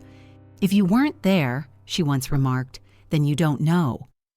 History's desire for precision sometimes clashed with the chaotic reality of clandestine operations, where documentation was scarce, memories blurred from trauma, and survival demanded improvisation rather than meticulous record-keeping. In this friction between narrative and reality, a more complicated truth emerged: that history can honor and still misremember, can praise and still misunderstand. Yet for all these distortions, omissions, and reinterpretations, one aspect of her legacy remained remarkably consistent: the recognition of her indomitable will. Regardless of the narrative through which people encountered her, hero, rebel, feminist icon, difficult woman, legendary operative, they almost invariably recognized her courage, her capacity to act when others hesitated, her refusal to submit to fear, her ability to draw strength from sorrow and transform it into defiance. In the museum display case, artifacts from her life are arranged with care: photographs, medals, documents, perhaps a replica of the bicycle she rode across dangerous territory. Visitors lean in, reading the small placards, imagining the woman behind the objects. Some leave inspired, others curious, others humbled. Yet none can fully grasp the fullness of the person she was. No reflection in a panel of glass can capture the fire that drove her, the grief she carried, the choices she made in moments too swift and too perilous for history to record. And that is the quiet mystery that lingers around her legacy: that the truest version of Nancy Wake lives not in display cases or biographies, but in the stories shared in hushed tones, the memories held by those she fought beside, and the enduring impact of a life devoted to defying tyranny. And as the visitor's face fades from the glass, replaced by the stillness of the display, the truth remains suspended there, fragmented, incomplete, and yet undeniably powerful, much like the woman whose life it attempts to honor. A folded map with faint marks of old roots carries the soft imprint of hands long gone, and in those delicate creases lies the quiet testament of consequences that ripple far beyond a single lifetime. In the years that followed Nancy Wake's passing, scholars, descendants of resistance fighters, political thinkers, activists, and ordinary people began to trace the pathways of impact she left behind, some visible, others nearly imperceptible, all woven into the complex tapestry of history's long memory. A life such as hers does not conclude neatly at death. It echoes forward, shaping narratives, inspiring courage, provoking questions, and revealing contradictions that continue to evolve with each new retelling. The folded map, resting in an archive or tucked away in the private collection of someone who knew her, becomes not just a record of where she traveled, but a symbol of the many routes opened, blocked, altered, or illuminated because of her presence in the world. The first and most direct consequence she left behind was the liberation of lives, quite literally. Countless individuals owed their survival to her intervention. whether through escape lines she coordinated, intelligence she delivered, or missions she led that disrupted enemy movements. Some of those survivors raised families who grew up hearing the story of the woman who saved your father, or the fighter your grandmother escaped with. Generations born long after the war carried within them a thread of her actions, even if they never knew her name. These consequences lived quietly in the background of family histories, a child studying in a school that his grandmother might never have lived to attend, a woman building a career in a world her grandfather survived only because a stranger guided him through a perilous forest path, a community flourishing around people who, without Nancy's involvement, might never have had the chance to rebuild. The folded map marked with faded pencil notations of rendezvous points and hidden trails thus becomes an inheritance for those who never walked its lines, but whose lives were shaped by those who did. Beyond individual stories, her impact reached into national memory. France, which once hesitated to fully acknowledge her contributions, eventually embraced her with a reverence shaped by hindsight. Her decorations, the Legion of Honor, the Croix de Guerre, became tangible reminders of the debt the country owed her. Yet even these honors represented only a fraction of the influence she left. She transformed the narrative of resistance, helping shift public understanding from a story dominated by male fighters and commanders to one that recognized the indispensable role women played. Her actions, coupled with her refusal to downplay her own involvement, forced a re-evaluation of gender assumptions within wartime histories. Professors cited her in lectures, monographs explored her strategies, documentaries highlighted her leadership. Students studying 20th century conflicts encountered her name not in footnotes, but in main texts, learning early that courage was not defined by gender, background, or training, but by resolve. Her example also reshaped the landscape of espionage studies. Intelligence agencies examining historical operations found in her missions a masterclass in improvisation, courage, and the psychology of resistance. Analysts dissected her techniques, the silent observation, the rapid decision-making under pressure, the ability to blend empathy with ruthlessness when necessary.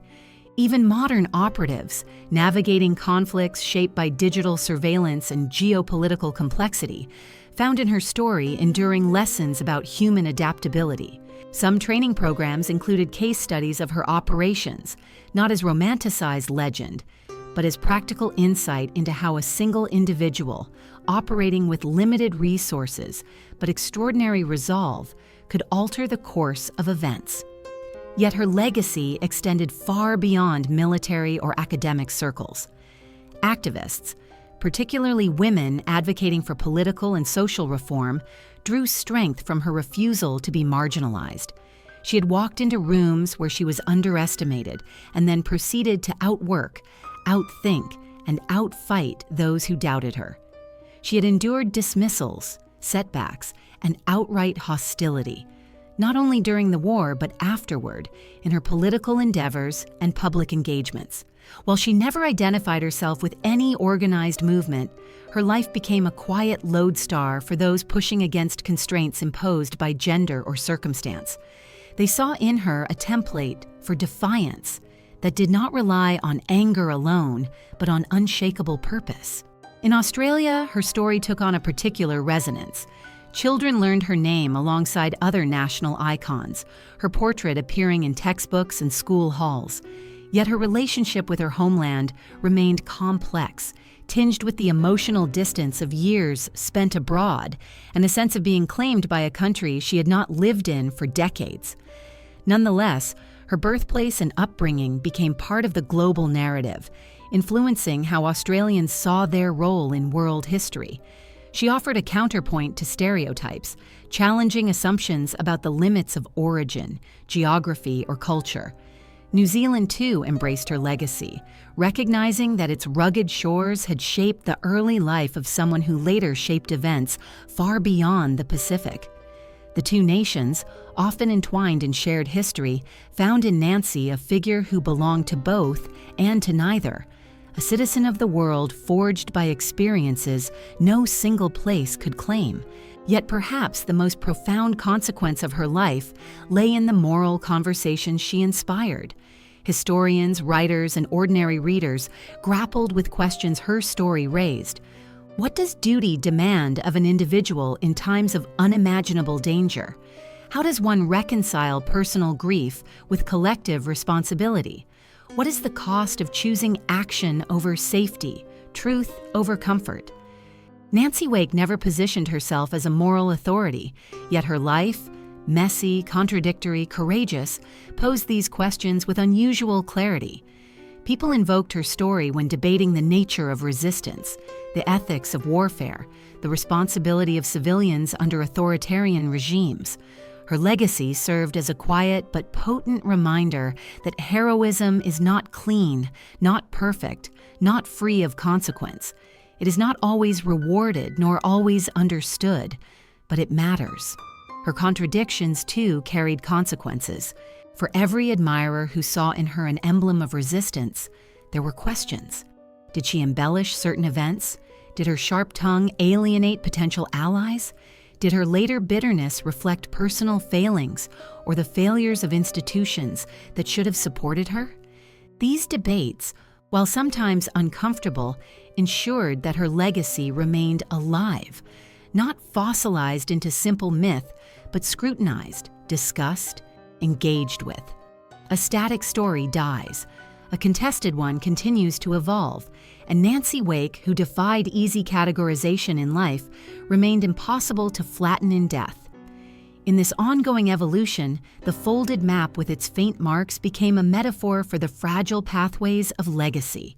Each line, each notation, each place name, scribbled lightly in pencil, represented both a literal journey and a conceptual one.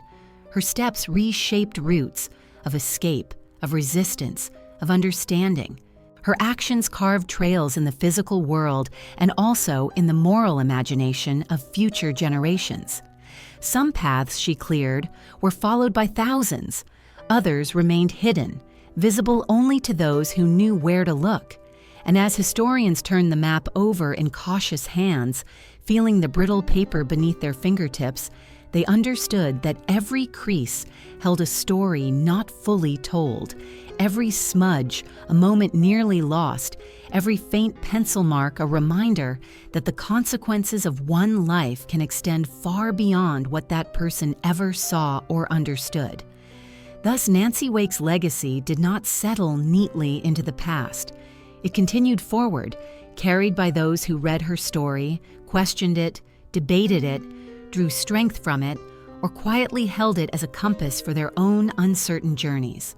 And in the gentle fold of that map, now resting in an archival drawer or illuminated beneath a museum light, the consequences she left behind continue to whisper, guiding those who seek to understand how one life can alter the fate of many and how the faintest roots can echo for generations. Footsteps disappearing into mist form the final image of a life whose contours refuse to settle into absolute clarity. And in that fading trail lies the quiet essence of Nancy Wake's legacy, enduring, elusive, and never fully captured by the words or monuments left in her honor. As the last part of her story unfolds, it does so not with the sharp details of wartime action or the intimate grief of personal loss, but with a soft, dissolving quality, as though her figure is gradually stepping beyond the reach of fixed memory and into the realm of myth. This gentle vanishing is not a diminishing.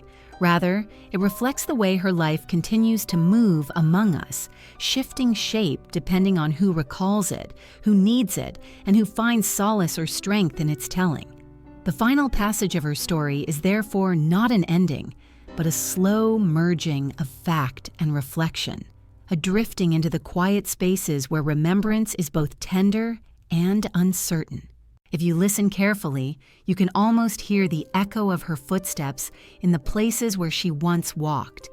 In the quiet hallways of the retirement home where she spent her last years, the floorboards may still carry the faintest memory of her determined stride. In the wooded hills of the Auvergne, leaves still rustle in the patterns of ambushes long concluded, as though repeating her movements to any passerby attuned to the whispers of history. Along the paths beneath the Pyrenees, where snow once swallowed her footsteps during that perilous crossing, the wind still threads its way through narrow passes with the same cold breath she once inhaled, carrying hints of the resolve that kept her moving forward when exhaustion threatened to break her.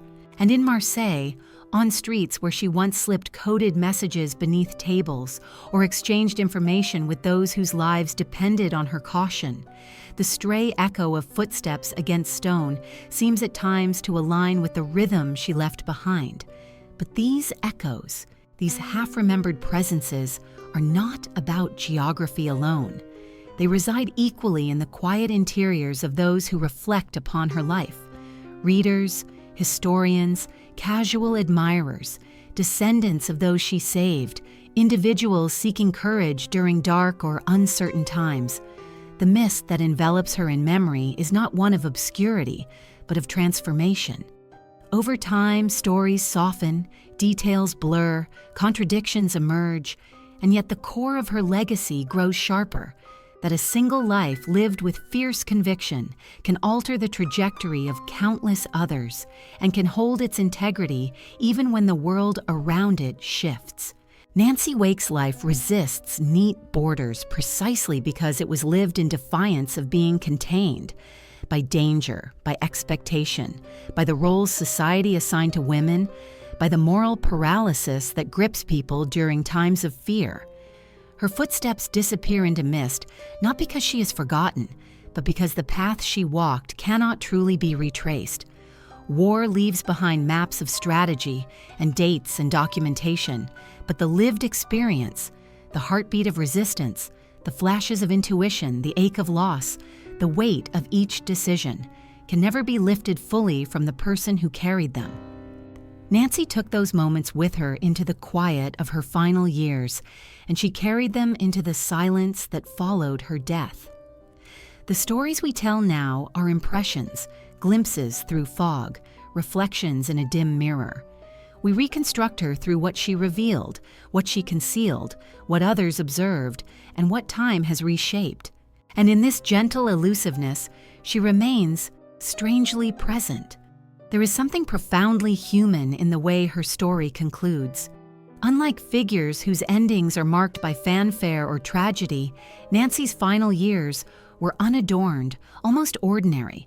A quiet room, a swaying curtain, a candle extinguishing in the night. Yet in that ordinariness lies the truth that even the fiercest spirits eventually return to stillness, that the body slows even when the mind once surged with intensity, that life narrows into moments of soft reflection even for those who once lived on the razor's edge, between survival and disappearance. These final images do not diminish her legacy. They render it more intimate, reminding us that courage does not protect one from loneliness, nor does heroism exempt one from the universal truth of aging. It binds her story not only to the extraordinary, but also to the deeply human. Her passing stirred waves of remembrance across continents, yet even as tributes rose, there remained an awareness that no amount of praise could fully encompass her. The people who spoke of her on television or wrote about her in newspapers often found themselves reaching for metaphors, lion-hearted, indomitable, enigmatic, not because they were exaggerating, but because the literal facts of her life felt insufficient without an acknowledgement of something ineffable that propelled her. She was shaped by danger, but she shaped herself equally through choice. She moved with instinct, but she also moved with intention. She carried wounds, but she refused to be defined by them. And at the heart of everything was a quiet flame, not the flamboyant fire of dramatized heroism, but the steady, unwavering light of someone who could not abide injustice and who refused to remain still when others hesitated. When we imagine her final steps, those invisible, fading impressions settling into mist, we also imagine the continuity of her influence. In classrooms, her name is spoken alongside lessons of resistance. In museums, visitors pause before artifacts that once belonged to her. In books, her life is reinterpreted with each new generation's questions, each new historian's lens. And in the private silence of individuals facing their own doubts or dangers, she appears as a quiet reassurance that defiance is possible, that courage is not always loud, and that the smallest act of resistance can hold immense weight. Perhaps this is why the image of footsteps disappearing into mist feels like the truest ending to her story. It acknowledges both presence and impermanence, both the impact she left and the impossibility of capturing her fully. It invites us to follow her only so far before accepting that some parts of her path vanish into realms beyond our comprehension. It allows her to remain, even now, in that liminal space between reality and legend, close enough to touch through memory, yet distant enough to preserve the dignity of her mysteries. In the end, her story lingers not in the grand accounts of wartime victories, nor solely in the sorrow of her losses, but in the interplay between strength and stillness, fire and quiet, clarity and mist. She lives in the tension between what is remembered and what can never be fully known. And as the final image of her figure softens into the drifting fog, we understand that she is not vanished. She has simply moved beyond the boundaries of a world too small to contain her entirely. Thus, Nancy Wake steps gently into the mist. One last act of quiet defiance, one last retreat into the shadows where she once moved with such astonishing resolve, leaving behind not answers, but echoes. Echoes that will continue to shape the ways we understand courage, loss, resilience, and the profound, enduring power of a life lived in uncompromising pursuit of what is right.